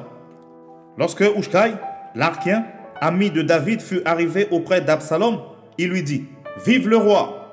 Vive le roi !» Et Absalom dit à Hushai, « Voilà donc l'attachement que tu as pour ton ami. Pourquoi n'es-tu pas allé avec ton ami ?» Hushai répondit à Absalom, « C'est que je veux être à celui qu'ont choisi l'Éternel et tout ce peuple et tous les hommes d'Israël, et c'est avec lui que je veux rester. D'ailleurs, qui servirai-je? Ne sera-ce pas son fils? Comme j'ai servi ton père, ainsi je te servirai. » Absalom dit à Achitophel, « Consultez ensemble, qu'avons-nous à faire ?» Achitophel dit à Absalom, « Va vers les concubines que ton père a laissées pour garder la maison. Ainsi, tout Israël saura que tu t'es rendu au Dieu à ton père, et les mains de tous ceux qui sont avec toi se fortifieront. » On dressa pour Absalom une tente sur le toit, et Absalom alla vers les concubines de son père aux yeux de tout Israël. Les conseils donnés en ce temps-là par Achitophel avaient autant d'autorité que si l'on eût consulté Dieu lui-même. Il en était ainsi de tous les conseils d'Achitophel, soit pour David, soit pour Absalom. 2 Samuel, chapitre 17. Achitophel dit à Absalom, « Laisse-moi choisir 12 000 hommes. Je me lèverai et je poursuivrai David cette nuit même. Je le surprendrai pendant qu'il est fatigué et que ses mains sont affaiblies. Je l'épouvanterai et tout le peuple qui est avec lui s'enfuira. Je frapperai le roi seul et je ramènerai à toi tout le peuple. La mort de l'homme à qui tu en veux assurera le retour de tous et tout le peuple sera en paix. » Cette parole plut à Absalom et à tous les anciens d'Israël. Cependant, Absalom dit, « Appelez encore Hushai l'Archien et que nous entendions aussi ce qu'il dira. » Hushai vint auprès d'Absalom et Absalom lui dit, « Voici comment a parlé Achitophel. Devons-nous faire ce qu'il a dit ou non? Parle, toi. » Hushai répondit à Absalom, « Pour cette fois, le conseil qu'a donné Achitophel n'est pas bon. » Et Hushai dit, « Tu connais la bravoure de ton père et de ses gens. Ils sont furieux comme le serait dans les champs une ours à qui l'on aurait enlevé ses petits. Ton père est un homme de guerre et il ne passera pas la nuit avec le peuple. Voici maintenant, il est caché dans quelque fosse ou dans quelque autre lieu. Et si dès le commencement, il en est qui tombent sous leur coup, on ne tardera pas à l'apprendre et l'on dira, il y a une défaite parmi le peuple qui suit Absalom. Alors le plus vaillant, eût-il un cœur de lion, sera saisi d'épouvante, car tout Israël sait que ton père est un héros et qu'il a des braves avec lui. Je conseille donc que tout Israël se rassemble auprès de toi, depuis Dan jusqu'à Beersheba, multitude pareille au sable qui est sur le bord de la mer. Tu marcheras en personne au combat. Nous arriverions à lui en quelque lieu que nous le trouvions, et nous tomberons sur lui comme la rosée tombe sur le sol. Et pas un n'échappera, ni lui, ni aucun des hommes qui sont avec lui. S'il se retire dans une ville, tout Israël portera des cordes vers cette ville, et nous la traînerons au torrent jusqu'à ce qu'on n'en trouve plus une pierre. » Absalom et tous les gens d'Israël dirent, « Le conseil d'Hushai l'Archien vaut mieux que le conseil d'Achitophel. » Or, l'Éternel avait résolu d'anéantir le bon conseil d'Achitophel afin d'amener le malheur sur Absalom. Hushai dit aux sacrificateurs Sadok et Abiatar, « Achitophel a donné tel et tel conseil à Absalom et aux anciens d'Israël. Et moi, j'ai conseillé telle et telle chose.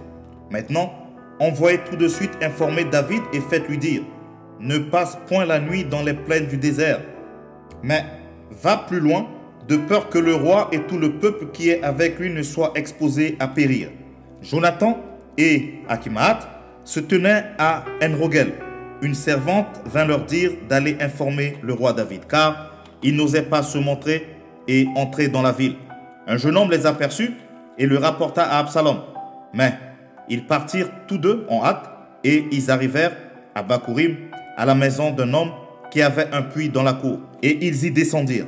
La femme prit une couverture qu'elle étendit sur l'ouverture du puits et elle y répandit du grain pilé pour qu'on ne se doutât de rien. Les serviteurs d'Absalom entrèrent dans la maison auprès de cette femme et dirent, « Où sont Achimaat et Jonathan ?» La femme leur répondit, « Ils ont passé le ruisseau. » Ils cherchèrent et ne les trouvant pas, ils retournèrent à Jérusalem. Après leur départ, Achimaat et Jonathan remontèrent du puits et allèrent informer le roi David. Ils dirent à David, « Levez-vous et hâtez-vous de passer l'eau, car Achitophel a conseillé contre vous telle chose. » David et tout le peuple qui était avec lui se levèrent et passèrent le Jourdain. À la lumière du matin, il n'y en avait pas un qui fût resté à l'écart, pas un qui n'eût passé le Jourdain. Achitophel, voyant que son conseil n'était pas suivi, sella son âne et partit pour s'en aller chez lui dans sa ville. Il donna ses ordres à sa maison et il s'étrangla. C'est ainsi qu'il mourut et on l'enterra dans le sépulcre de son père. David à Mahanaïm, au-delà du Jourdain. Absalom à sa poursuite. David arriva à Mahanaïm et Absalom passa le Jourdain, lui et tous les hommes d'Israël avec lui. Absalom mit Amasa à la tête de l'armée en remplacement de Joab. Amasa était fils d'un homme appelé Jitra, l'Ismaélite, qui était allé vers Abigail, fille de Nachash et sœur de Tserouja, mère de Joab. Israël et Absalom campèrent dans le pays de Galaad. Lorsque David fut arrivé à Mahanaïm, Shobi, fils de Nachash, de Rabat des fils d'Amon, Makir, fils d'Amiel, de Lodebar et Barzilai, le Galaadite, de Roglim, apportèrent des lits, des bassins, des vases de terre, du froment, de l'orge, de la farine, du grain rôti, des fèves, des lentilles, des pois rôtis, du miel, de la crème, des brebis et des fromages de vache. Ils apportèrent ces choses à David et au peuple qui était avec lui, afin qu'ils mangeassent. Car ils disaient, ce peuple a dû souffrir de la faim, de la fatigue et de la soif dans le désert. 2 Samuel, chapitre 18. Bataille entre l'armée d'Absalom et celle de David. Absalom tué par Joab dans la forêt d'Éphraïm. David passa en revue le peuple qui était avec lui et il établit sur eux des chefs de milliers et des chefs de centaines. Il plaça le tiers du peuple sous le commandement de Joab, le tiers sous celui d'Abishai, le fils de Tserouja, frère de Joab, et le tiers sous celui d'Itaï de Gab. Et le roi dit au peuple, « Moi aussi, je veux sortir avec vous. » Mais le peuple dit, « Tu ne sortiras point, car si nous prenons la fuite, ce n'est pas sur nous que l'attention se portera. Et quand la moitié d'entre nous succomberait, on n'y ferait pas attention. Mais toi, tu es comme 10 000 de nous. Et maintenant, il vaut mieux que de la ville tu puisses venir à notre secours. » Le roi leur répondit, « Je ferai ce qui vous paraît bon. » Et le roi se tint à côté de la porte, pendant que tout le peuple sortait par centaines et par milliers. Le roi donna cet ordre à Joab, à Abishai et à Itaï. « Pour l'amour de moi, doucement avec le jeune Absalom. » Et tout le peuple entendit l'ordre du roi à tous les chefs au sujet d'Absalom. Le peuple sortit dans les champs à la rencontre d'Israël et la bataille eut lieu dans la forêt d'Éphraïm. Là, le peuple d'Israël fut battu par les serviteurs de David et il y eut en ce jour une grande défaite de 20 000 hommes. Le combat s'étendit sur toute la contrée et la forêt dévora plus de peuple ce jour-là que l'épée n'en dévora. Absalom se trouva en présence des gens de David. Il était monté sur un mulet. Le mulet pénétra sous les branches entrelacées d'un grand térébinthe et la tête d'Absalom fut prise au térébinthe. Il demeura suspendu entre le ciel et la terre et le mulet qui était sous lui passa outre. Un homme, ayant vu cela, vint dire à Joab, voici j'ai vu Absalom suspendu à un térébinthe. Et Joab dit à l'homme qui lui apporta cette nouvelle, tu l'as vu? Pourquoi donc ne l'as-tu pas abattu sur place? Je t'aurais donné 10 cycles d'argent et une ceinture. Mais cet homme dit à Joab, quand je pèserai dans ma main 1000 cycles d'argent, je ne mettrai pas la main sur le fils du roi, car nous avons entendu cet ordre que le roi t'a donné à toi, à Abishai et à Itaï. Prenez garde chacun au jeune Absalom. Et si juste a tenté perfidement à sa vie, rien n'aurait été caché au roi, et tu aurais été toi-même contre moi. Joab dit, je ne m'arrêterai pas auprès de toi.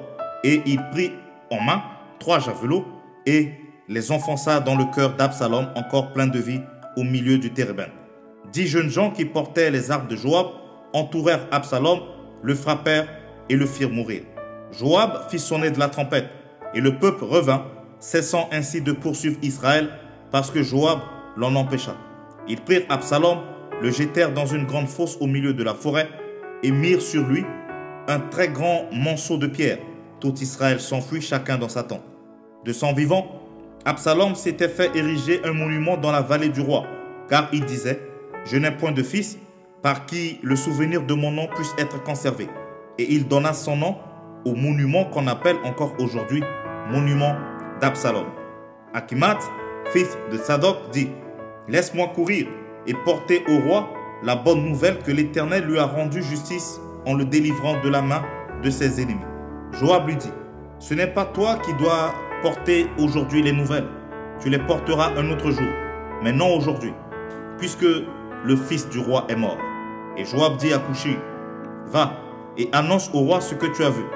Coushi se prosterna devant Joab et courut. Achimat, fils de Sadok, dit encore à Joab, quoi qu'il arrive, laisse-moi courir après Coushi. Et Joab dit, pourquoi veux-tu courir, mon fils? Ce n'est pas un message qui te sera profitable. Quoi qu'il arrive, je veux courir, reprit Achimat. Et Joab lui dit, cours.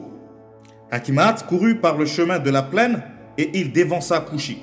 David était assis entre les 2 portes. La sentinelle alla sur le toit de la porte vers la muraille. Elle leva les yeux et regarda. Et voici un homme courait tout seul. La sentinelle cria et avertit le roi. Le roi dit, s'il est seul, il apporte des nouvelles. Et cet homme arrivait toujours plus près. La sentinelle vit un autre homme qui courait. Elle cria au portier, voici un homme qui court tout seul. Le roi dit, il apporte aussi des nouvelles. La sentinelle dit, la manière de courir du premier me paraît celle d'Achimat, fils de Sadok. Et le roi dit, c'est un homme de bien et il apporte de bonnes nouvelles. Achimat cria et il dit au roi, tout va bien. Il se prosterna devant le roi, la face contre terre, et dit, béni soit l'Éternel ton Dieu, qui a livré les hommes qui levaient la main contre le roi mon seigneur. Le roi dit, le jeune Absalom est-il en bonne santé? Achimat répondit, j'ai aperçu un grand tumulte au moment où Joab envoya le serviteur du roi et moi ton serviteur. Mais je ne sais ce que c'était. Et le roi dit, mets-toi là, de côté. Et Achimat se tint de côté. Aussitôt arriva Coushi, et il dit, que le roi mon seigneur apprenne la bonne nouvelle. Aujourd'hui, l'Éternel t'a rendu justice en te délivrant de la main de tous ceux qui s'élevaient contre toi.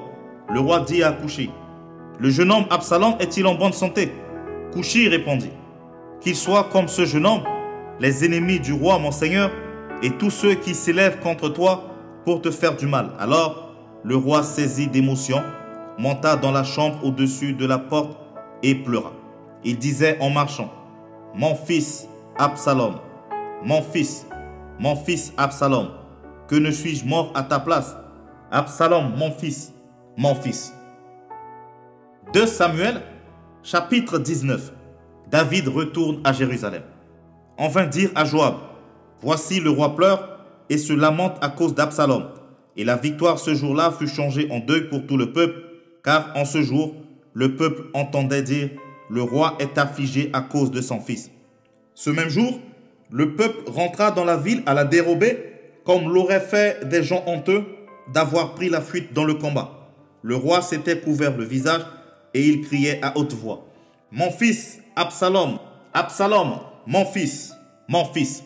Joab entra dans la chambre où était le roi et dit, tu couvres aujourd'hui de confusion la face de tous tes serviteurs qui ont aujourd'hui sauvé ta vie, celle de tes fils et de tes filles, celles de tes femmes et de tes concubines.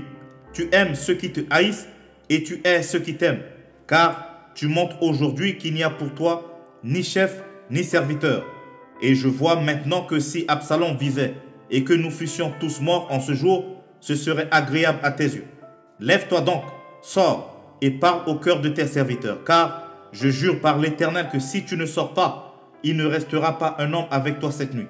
Et ce sera pour toi pire que tous les malheurs qui te sont arrivés depuis ta jeunesse jusqu'à présent. Alors le roi se leva et il s'assit à la porte. On fit dire à tout le peuple, voici le roi est assis à la porte. Et tout le peuple vint devant le roi. Cependant, Israël s'était enfui chacun dans sa tente. Et dans toutes les tribus d'Israël, tout le peuple était en contestation, disant, le roi nous a délivrés de la main de nos ennemis, c'est lui qui nous a sauvés de la main des Philistins. Et maintenant, il a dû fuir du pays devant Absalom. Or, Absalom que nous avions oint pour qu'il régnât sur nous est mort dans la bataille. Pourquoi ne parlez-vous pas de faire revenir le roi? De son côté, le roi David envoya dire aux sacrificateurs Sadok et Abiatar, parlez aux anciens de Juda et dites-leur, pourquoi seriez-vous les derniers à ramener le roi dans sa maison? Car ce qui se disait dans tout Israël était parvenu jusqu'au roi. Vous êtes mes frères, vous êtes mes os et ma chair. Pourquoi seriez-vous les derniers à ramener le roi? Vous diriez aussi à Amasa, n'es-tu pas mon os et ma chair? Que Dieu me traite dans toute sa rigueur, si tu ne deviens pas devant moi pour toujours chef de l'armée à la place de Joab. David fléchit le cœur de tous ceux de Juda, comme s'ils n'eussent été qu'un seul homme. Et ils envoyèrent dire au roi, reviens, toi et tous tes serviteurs. Le roi revint et arriva jusqu'au Jourdain. Et Juda se rendit à Gilgal, afin d'aller à la rencontre du roi et de lui faire passer le Jourdain. Shimei, fils de Guéra, Béjaminite qui était à Bakourim, se hâta de descendre avec ceux de Juda à la rencontre du roi. Il avait avec lui 1000 hommes de Benjamin et Tsiba, serviteurs de la maison de Saül, et les 15 fils et les 20 serviteurs de Tsiba. Ils passèrent le Jourdain à la vue du roi. Le bateau, mis à la disposition du roi, faisait la traversée pour transporter sa maison. Et au moment où le roi allait passer le Jourdain, Shimei, fils de Guéra, se prosterna devant lui. Et il dit au roi, que mon Seigneur ne tienne pas compte de mon iniquité, qu'il oublie que ton serviteur l'a offensé le jour où le roi, mon Seigneur, sortait de Jérusalem et que le roi n'y ait point égard. Car ton serviteur reconnaît qu'il a péché. Et voici, je viens aujourd'hui le premier de toute la maison de Joseph à la rencontre du roi, mon Seigneur. Alors, Abishai, fils de Sérouja, prit la parole et dit, Shimei ne doit-il pas mourir pour avoir maudit loin de l'Éternel? Mais David dit, qu'ai-je à faire avec vous, fils de Sérouja? Et pourquoi vous montrez-vous aujourd'hui mes adversaires? Aujourd'hui ferait-on mourir un homme en Israël? Ne sais-je donc pas que je règne aujourd'hui sur Israël? Et le roi dit à Shimei, tu ne mourras point. Et le roi le lui jura. Mephibosheth, fils de Saül, descendit à la rencontre du roi. Il n'avait point soigné ses pieds, ni fait sa barbe, ni lavé ses vêtements depuis le jour où le roi s'en était allé jusqu'à celui où il revenait en paix. Lorsqu'il se rendit au devant du roi à Jérusalem, le roi lui dit, « Pourquoi n'es-tu pas venu avec moi, Mephibosheth ?» Et il répondit, « Ô roi, mon seigneur, mon serviteur m'a trompé, car ton serviteur qui est boiteux avait dit, « Je ferai sceller mon âne, je le monterai, et j'irai avec le roi. » Et il a calomnié ton serviteur auprès de mon seigneur le roi. Mais mon seigneur le roi est comme un ange de Dieu. Fais ce qui te semblera bon. Car tous ceux de la maison de mon père n'ont été que des gens dignes de mort devant le roi mon seigneur. Et cependant, tu as mis ton serviteur au nombre de ceux qui mangent à ta table. Quel droit puis-je encore avoir et qu'ai-je à demander au roi? Le roi lui dit, à quoi bon toutes ces paroles? Je l'ai déclaré, toi et Tsiba, vous partagerez les terres. Et Mephibosheth dit au roi, qu'il prenne même le tout, puisque le roi mon seigneur rentre en paix dans sa maison. Barzillai, le Galadite, descendit de Roglim et passa le Jourdain avec le roi pour l'accompagner jusqu'au-delà du Jourdain. Barzillai était très vieux, âgé de 80 ans. Il avait entretenu le roi pendant son séjour à Mahanaïm, car c'était un homme fort riche. Le roi dit à Barzillai, viens avec moi, je te nourrirai chez moi à Jérusalem. Mais Barzillai répondit au roi, combien d'années vivrai-je encore? pour que je monte avec le roi à Jérusalem. Je suis aujourd'hui âgé de 80 ans. Puis-je connaître ce qui est bon et ce qui est mauvais? Ton serviteur peut-il savourer ce qu'il mange et ce qu'il boit? Puis-je encore entendre la voix des chanteurs et des chanteuses? Et pourquoi ton serviteur serait-il encore à charge à mon seigneur le roi? Ton serviteur ira un peu au-delà du Jourdain avec le roi. Pourquoi d'ailleurs le roi m'accorderait-il ce bienfait? Que ton serviteur s'en retourne et que je meure dans ma ville, près du sépulcre de mon père et de ma mère. Mais voici ton serviteur Kimham qui passera avec le roi mon seigneur. Fais pour lui ce que tu trouveras bon. Le roi dit, que Kimham passe avec moi, et je ferai pour lui ce qui te plaira. Tout ce que tu désireras de moi, je te l'accorderai. Quand tout le peuple eut passé le Jourdain, et que le roi l'eut aussi passé, le roi baisa Barzillai et le bénit. Et Barzillai retourna dans sa demeure. Le roi se dirigea vers Gilgal, et Kimham l'accompagna. Tout le peuple de Juda et la moitié du peuple d'Israël avaient fait passer le Jourdain au roi.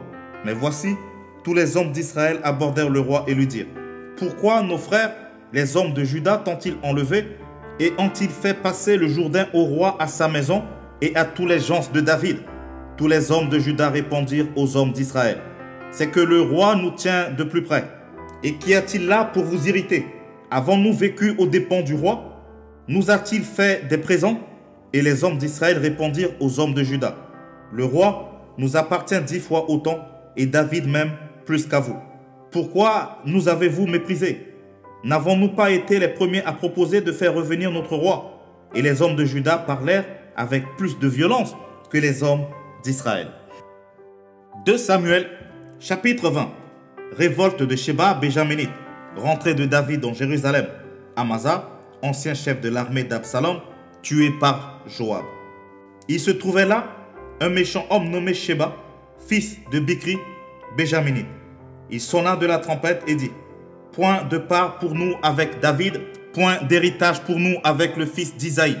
Chacun à sa tente Israël. » Et tous les hommes d'Israël s'éloignèrent de David et suivirent Sheba, fils de Bikri. Mais les hommes de Juda restèrent fidèles à leur roi et l'accompagnèrent depuis le Jourdain jusqu'à Jérusalem.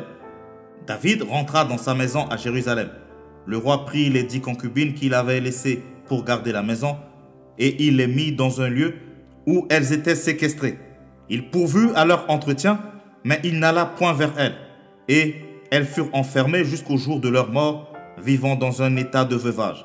Le roi dit à Amasa, « Convoque-moi d'ici à 3 jours les hommes de Juda, et toi, sois ici présent. » Amasa partit pour convoquer Juda, mais il tarda au-delà du temps que le roi lui avait fixé.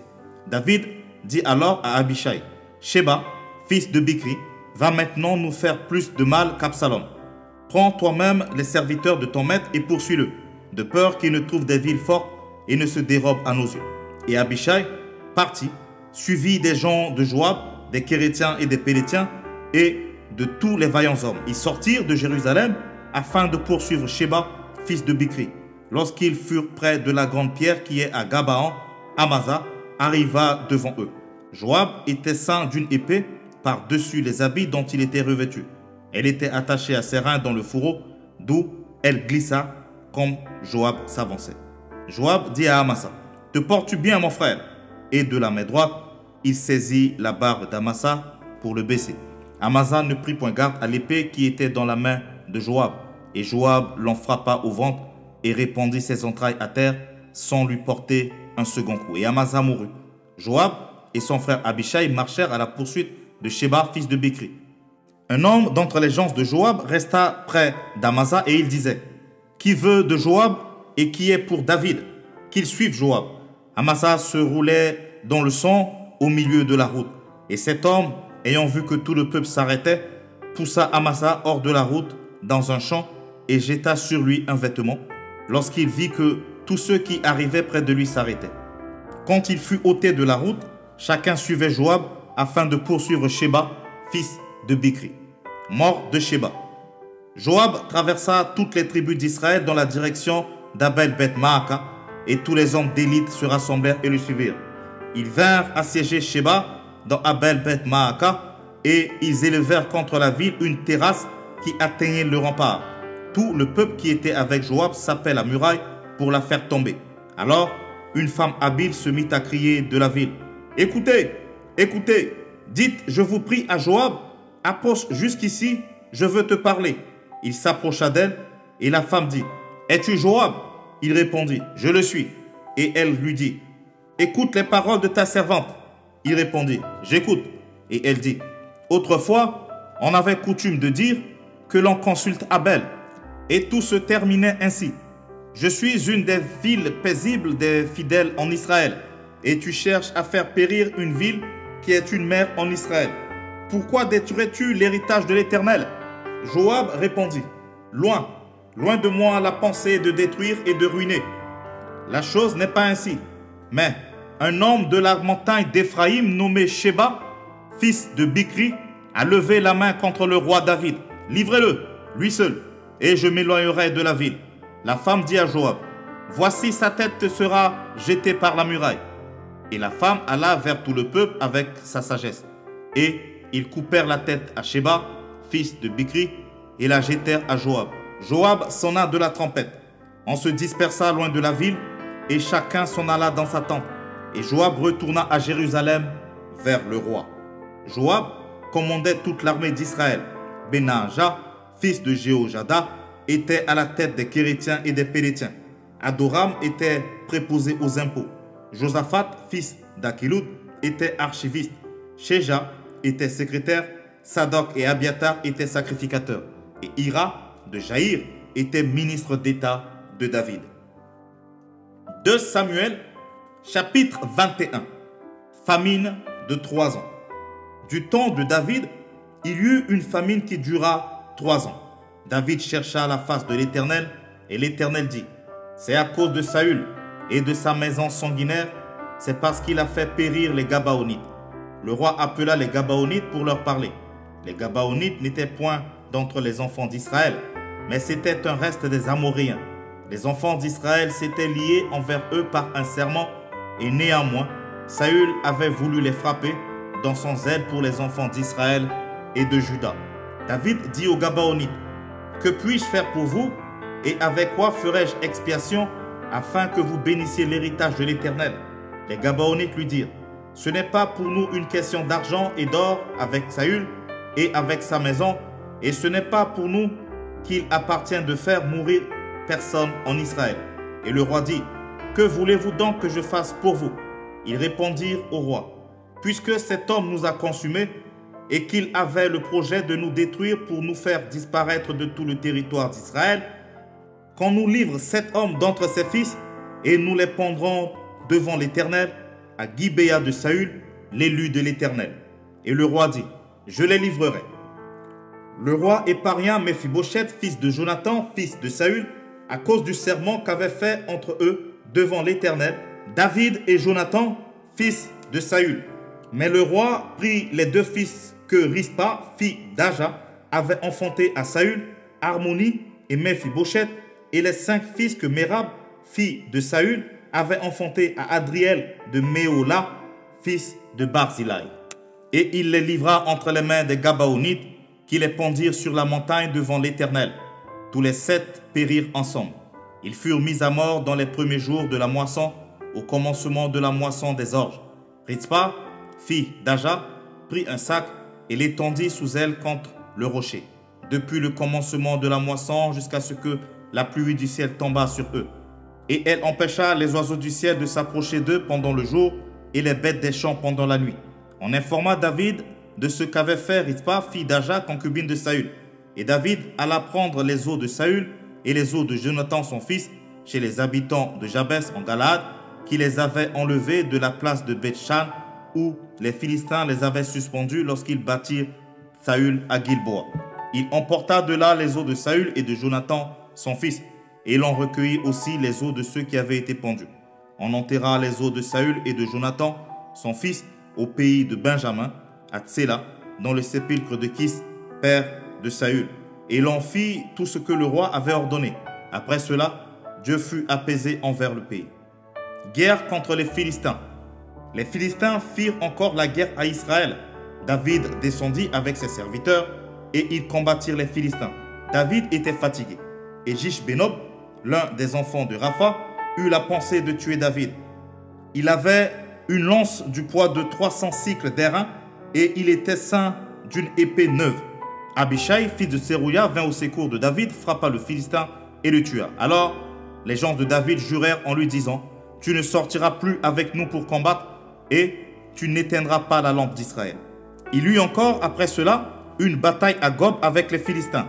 Alors Sibécaï, le Hushatite, tua Saph, qui était un des enfants de Rapha. Il y eut encore une bataille à Gob avec les Philistins. Et Elkanan, fils de Jaaré Origim, de Bethléem, tua Goliath de Gath, qui avait une lance dont le poids était comme une ensouple de tisserand. Il y eut encore une bataille à Gath. Il s'y trouva un homme de haute taille qui avait 6 doigts à chaque main et à chaque pied, 24 en tout, et qui était aussi issu de Rapha. Il jeta un défi à Israël, et Jonathan, fils de Chiméa, frère de David, le tua. Ces 4 hommes étaient des enfants de Rapha à Gath. Ils périrent par la main de David et par la main de ses serviteurs. 2 Samuel, chapitre 22. Cantique de David délivré de ses ennemis. David adressa à l'Éternel les paroles de ce cantique lorsque l'Éternel l'eut délivré de la main de tous ses ennemis et de la main de Saül. Il dit, « L'Éternel est mon rocher, ma forteresse, mon libérateur. Dieu est mon rocher, où je trouve un abri. Mon bouclier et la force qui me sauve, ma haute retraite et mon refuge. Ô mon sauveur, tu me garantis de la violence. Je m'écrie, loué soit l'Éternel, et je suis délivré de mes ennemis. Car les flots de la mort m'avaient environné, les torrents de la destruction m'avaient épouvanté. Les liens du sépulcre m'avaient entouré, les filets de la mort m'avaient surpris. Dans ma détresse, j'ai invoqué l'Éternel, j'ai invoqué mon Dieu. De son palais, il a entendu ma voix, et mon cri est parvenu à ses oreilles. La terre fut ébranlée et trembla, les fondements des cieux frémirent, et ils furent ébranlés, parce qu'ils étaient irrités. Il s'élevait de la fumée dans ses narines, et un feu dévorant sortait de sa bouche. Il en jaillissait des charbons embrasés. Il abaissa les cieux, et il descendit. Il y avait une épaisse nuée sous ses pieds. Il était monté sur un chérubin, et il volait. Il paraissait sur les ailes du vent. Il faisait des ténèbres une tente autour de lui. Il était enveloppé d'amas d'eau et des sombres nuages. De la splendeur qui le précédait s'élançaient des charbons de feu. L'Éternel tonna des cieux, le Très-Haut fit retentir sa voix. Il lança des flèches et dispersa mes ennemis, la foudre, et les mit en déroute. Le lit de la mer apparut, les fondements du monde furent découverts par la menace de l'Éternel, par le bruit du souffle de ses narines. Il étendit sa main d'en haut, il me saisit, il me retira des grandes eaux, il me délivra de mon adversaire puissant, de mes ennemis qui étaient plus forts que moi. Il m'avait surpris au jour de ma détresse, mais l'Éternel fut mon appui. Il m'a mis au large, il m'a sauvé parce qu'il m'aime. L'Éternel m'a traité selon ma droiture, il m'a rendu selon la pureté de mes mains. Car j'ai observé les voies de l'Éternel et je n'ai point été coupable envers mon Dieu. Toutes ses ordonnances ont été devant moi et je ne me suis point écarté de ses lois. J'ai été sans reproche devant lui et je me suis tenu en garde contre mon iniquité. Aussi, l'Éternel m'a rendu selon ma droiture, selon ma pureté devant ses yeux. Avec celui qui est bon, tu te montres bon. Avec l'homme droit, tu agis selon la droiture. Avec celui qui est pur, tu te montres pur. Et avec le pervers, tu agis selon sa perversité. Tu sauves le peuple qui s'humilie et de ton regard, tu abaisses les orgueilleux. Oui, tu es ma lumière, ô Éternel. L'Éternel éclaire mes ténèbres. Avec toi, je me précipite sur une troupe en armes. Avec mon Dieu, je franchis une muraille. Les voies de Dieu sont parfaites. La parole de l'Éternel est éprouvée. Il est un bouclier pour tous ceux qui se confient en lui. Car qui est Dieu si ce n'est l'Éternel? Et qui est un rocher si ce n'est notre Dieu? C'est Dieu qui est ma puissante forteresse et qui me conduit dans la voie droite. Il rend mes pieds semblables à ceux des biches et il me place sur mes lieux élevés. Il exerce mes mains au combat et mes bras tendent l'arc d'air. Tu me donnes le bouclier de ton salut et je deviens grand par ta bonté. Tu élargis le chemin sous mes pas et mes pieds ne chancelleront point. Je poursuis mes ennemis et je les détruis. Je ne reviens pas avant de les avoir anéantis. Je les anéantis, je les brise et ils ne se relèveront plus. Ils tombent sous mes pieds. Tu me ceins de force pour le combat. Tu fais plier sous moi mes adversaires. Tu fais tourner le dos à mes ennemis devant moi et j'extermine ceux qui me haïssent. Ils regardent autour d'eux et personne pour les sauver. Ils crient à l'Éternel et il ne leur répond pas. Je les broie comme la poussière de la terre. Je les écrase, je les foule comme la boue des rues. Tu me délivres des dissensions de mon peuple. Tu me conserves pour chef des nations. Un peuple que je ne connaissais pas m'est asservi. Les fils de l'étranger me flattent. Ils m'obéissent au premier ordre. Les fils de l'étranger sont en défaillance. Ils tremblent hors de leur forteresse. Vive l'Éternel et béni soit mon rocher. Que Dieu, le rocher de mon salut, soit exalté. Le Dieu qui est mon vengeur, qui m'assujettit les peuples et qui me fait échapper à mes ennemis. Tu m'élèves au-dessus de mes adversaires. Tu me délivres de l'homme violent. C'est pourquoi je te louerai parmi les nations, ô Éternel, et je chanterai à la gloire de ton nom. Il accorde de grandes délivrances à son roi et il fait miséricorde à son oint, à David et à sa postérité pour toujours. 2 Samuel, chapitre 23. Dernière parole de David. Voici les dernières paroles de David. Parole de David, fils d'Isaïe. Parole de l'homme haut placé, de loin du Dieu de Jacob, du chantre agréable d'Israël. L'Esprit de l'Éternel parle par moi, et sa parole est sur ma langue. Le Dieu d'Israël a parlé, le rocher d'Israël m'a dit, celui qui règne parmi les hommes avec justice, celui qui règne dans la crainte de Dieu, est pareil à la lumière du matin quand le soleil brille et que la matinée est son nuage. Ses rayons après la pluie font sortir de terre la verdure. N'en est-il pas ainsi de ma maison devant Dieu, puisqu'il a fait avec moi une alliance éternelle, en tout point, bien réglée et offrant pleine sécurité? Ne fera-t-il pas germer tout mon salut et tous mes désirs? Mais les méchants sont tous comme des épines que l'on rejette et que l'on ne prend pas avec la main. Celui qui les touche s'arme d'un fer ou du bois d'une lance, et on les brûle au feu sur place. Vaillant homme de David. Voici les noms des vaillants hommes qui étaient au service de David. Josheb-Bashebeth, le Tachkermonite, l'un des principaux officiers. Il brandit sa lance sur 800 hommes qui fit périr en une seule fois. Après lui, Éléazar, fils de Dodo, fils d'Ashoshi. Il était l'un des 3 guerriers qui affrontèrent avec David les Philistins rassemblés pour combattre, tandis que les hommes d'Israël se retiraient sur les hauteurs. Il se leva et frappa les Philistins jusqu'à ce que sa main fût lasse et qu'elle restât attachée à son épée. L'Éternel opéra une grande délivrance ce jour-là. Le peuple revint après Éléazar seulement pour prendre les dépouilles. Après lui, Shama, fils d'Agé, d'Arar. Les Philistins s'étaient rassemblés à Léchi. Il y avait là une pièce de terre remplie de lentilles. Et le peuple fuyait devant les Philistins. Shama se plaça au milieu du champ, le protégea et battit les Philistins. Et l'Éternel opéra une grande délivrance. 3 des 30 chefs descendirent au temps de la moisson et vinrent auprès de David dans la caverne d'Adulam, lorsqu'une troupe de Philistins était campée dans la ville d'Éréphaïm. David était alors dans la forteresse et il y avait un poste de Philistins à Bethléem. David eut un désir et il dit, « Qui me fera boire de l'eau de la citerne qui est à la porte de Bethléem ?» Alors les 3 vaillants hommes passèrent au travers du camp des Philistins et puisèrent de l'eau de la citerne qui est à la porte de Bethléem. Ils l'apportèrent et la présentèrent à David, mais il ne voulut pas la boire et il la répandit devant l'Éternel. Il dit, « Loin de moi, ô l'Éternel, la pensée de faire cela. Boirai-je le sang de ces hommes qui sont allés au péril de leur vie ?» Et il ne voulut pas la boire. Voilà ce que firent ces 3 vaillants hommes. Abishai, frère de Joab, fils de Tserouja, était le chef des 3. Il brandit sa lance sur 300 hommes et les tua. Et il eut du renom parmi les 3. Il était le plus considéré des 3 et il fut leur chef. Mais il n'égala pas les 3 premiers. Benaaja, fils de Jéhojada, fils d'un homme de Capstel, rempli de valeur et célèbre de ses exploits. Il frappa les 2 lions de Moab. Il descendit au milieu d'une citerne où il frappa un lion un jour de neige. Il frappa un Égyptien d'un aspect formidable et ayant une lance à la main. Il descendit contre lui avec un bâton, arracha la lance de la main de l'Égyptien et s'en servit pour le tuer.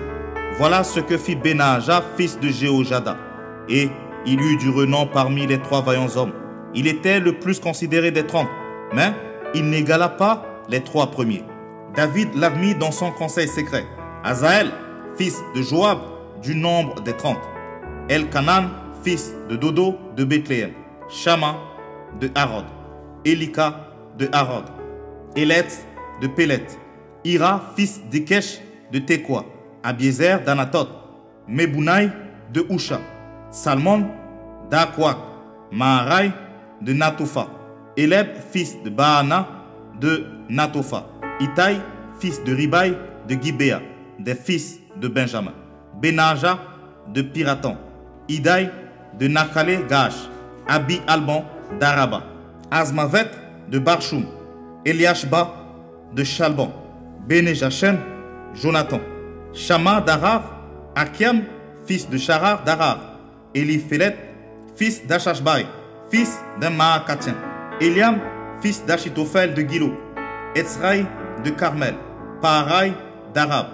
Jigéal, fils de Nathan de Tsoba. Bani de Gad. Selek, l'Ammonite.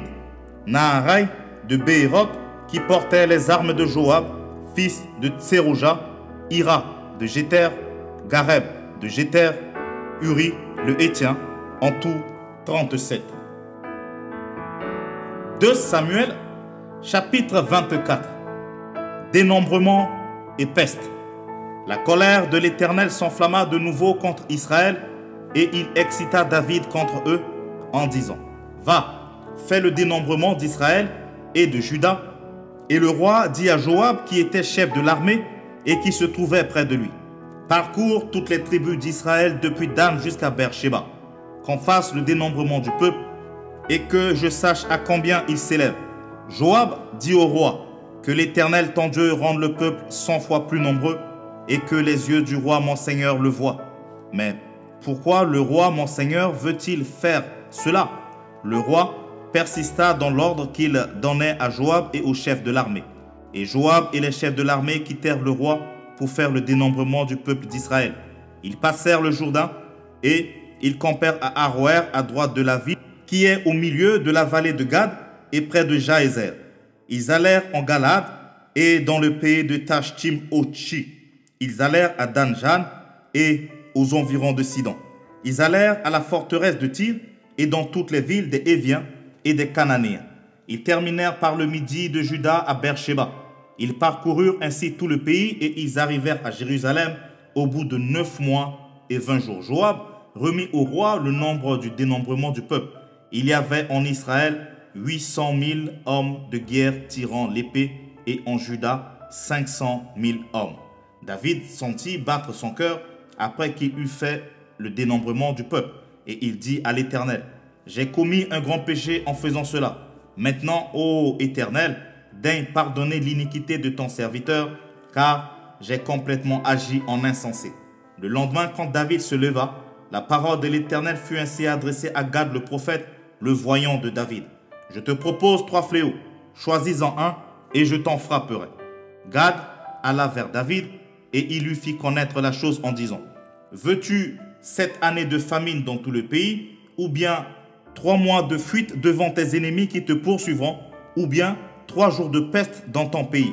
Maintenant choisis et vois ce que je dois répondre à celui qui m'envoie. David répondit à Gad: Je suis dans une grande angoisse. Oh, tombons entre les mains de l'Éternel, car ses compassions sont immenses. Mais que je ne tombe entre les mains des hommes. L'Éternel envoya la peste en Israël depuis le matin jusqu'au temps fixé. Et de Dan à Beersheba, il mourut 70 000 hommes parmi le peuple. Comme l'ange étendait la main sur Jérusalem pour la détruire, l'Éternel se repentit de ce mal. Et il dit à l'ange qui faisait périr le peuple: Assez, retire maintenant ta main. L'ange de l'Éternel était près de l'aire d'Aravna, le Jébusien. David, voyant l'ange qui frappait parmi le peuple, dit à l'Éternel: Voici, j'ai péché, c'est moi qui suis coupable. Mais ces brebis, qu'ont-elles fait?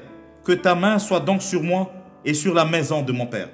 Ce jour-là, Gad vint auprès de David et lui dit: Monte, élève un autel à l'Éternel dans l'aire d'Aravna, le Jébusien. David monta selon la parole de Gad comme l'Éternel l'avait ordonné. Aravna regarda, et il vit le roi et ses serviteurs qui se dirigeaient vers lui. Et Aravna sortit et se prosterna devant le roi, le visage contre terre. Aravna dit, « Pourquoi mon seigneur le roi vient-il vers son serviteur ?» Et David répondit, « Pour acheter de toi l'air et pour y bâtir un autel à l'Éternel, afin que la plaie se retire de dessus le peuple. » Aravna dit à David, « Que mon seigneur le roi prenne l'air et qu'il y offre les sacrifices qui lui plaira. Vois, les bœufs seront pour l'holocauste et les chars avec l'attelage serviront de bois. » Aravna donna le tout au roi. Et Aravna dit au roi, « Que l'Éternel ton Dieu te soit favorable. » Mais le roi dit à Aravna, « Non, je veux l'acheter de toi à prix d'argent et je n'offrirai point à l'Éternel mon Dieu des holocaustes qui ne me coûtent rien. » Et David acheta l'air et les bœufs pour 50 cycles d'argent. David bâtit là un autel à l'Éternel et il offrit des holocaustes et des sacrifices d'action de grâce. Alors l'Éternel fut apaisé envers le pays et la plaie se retira d'Israël.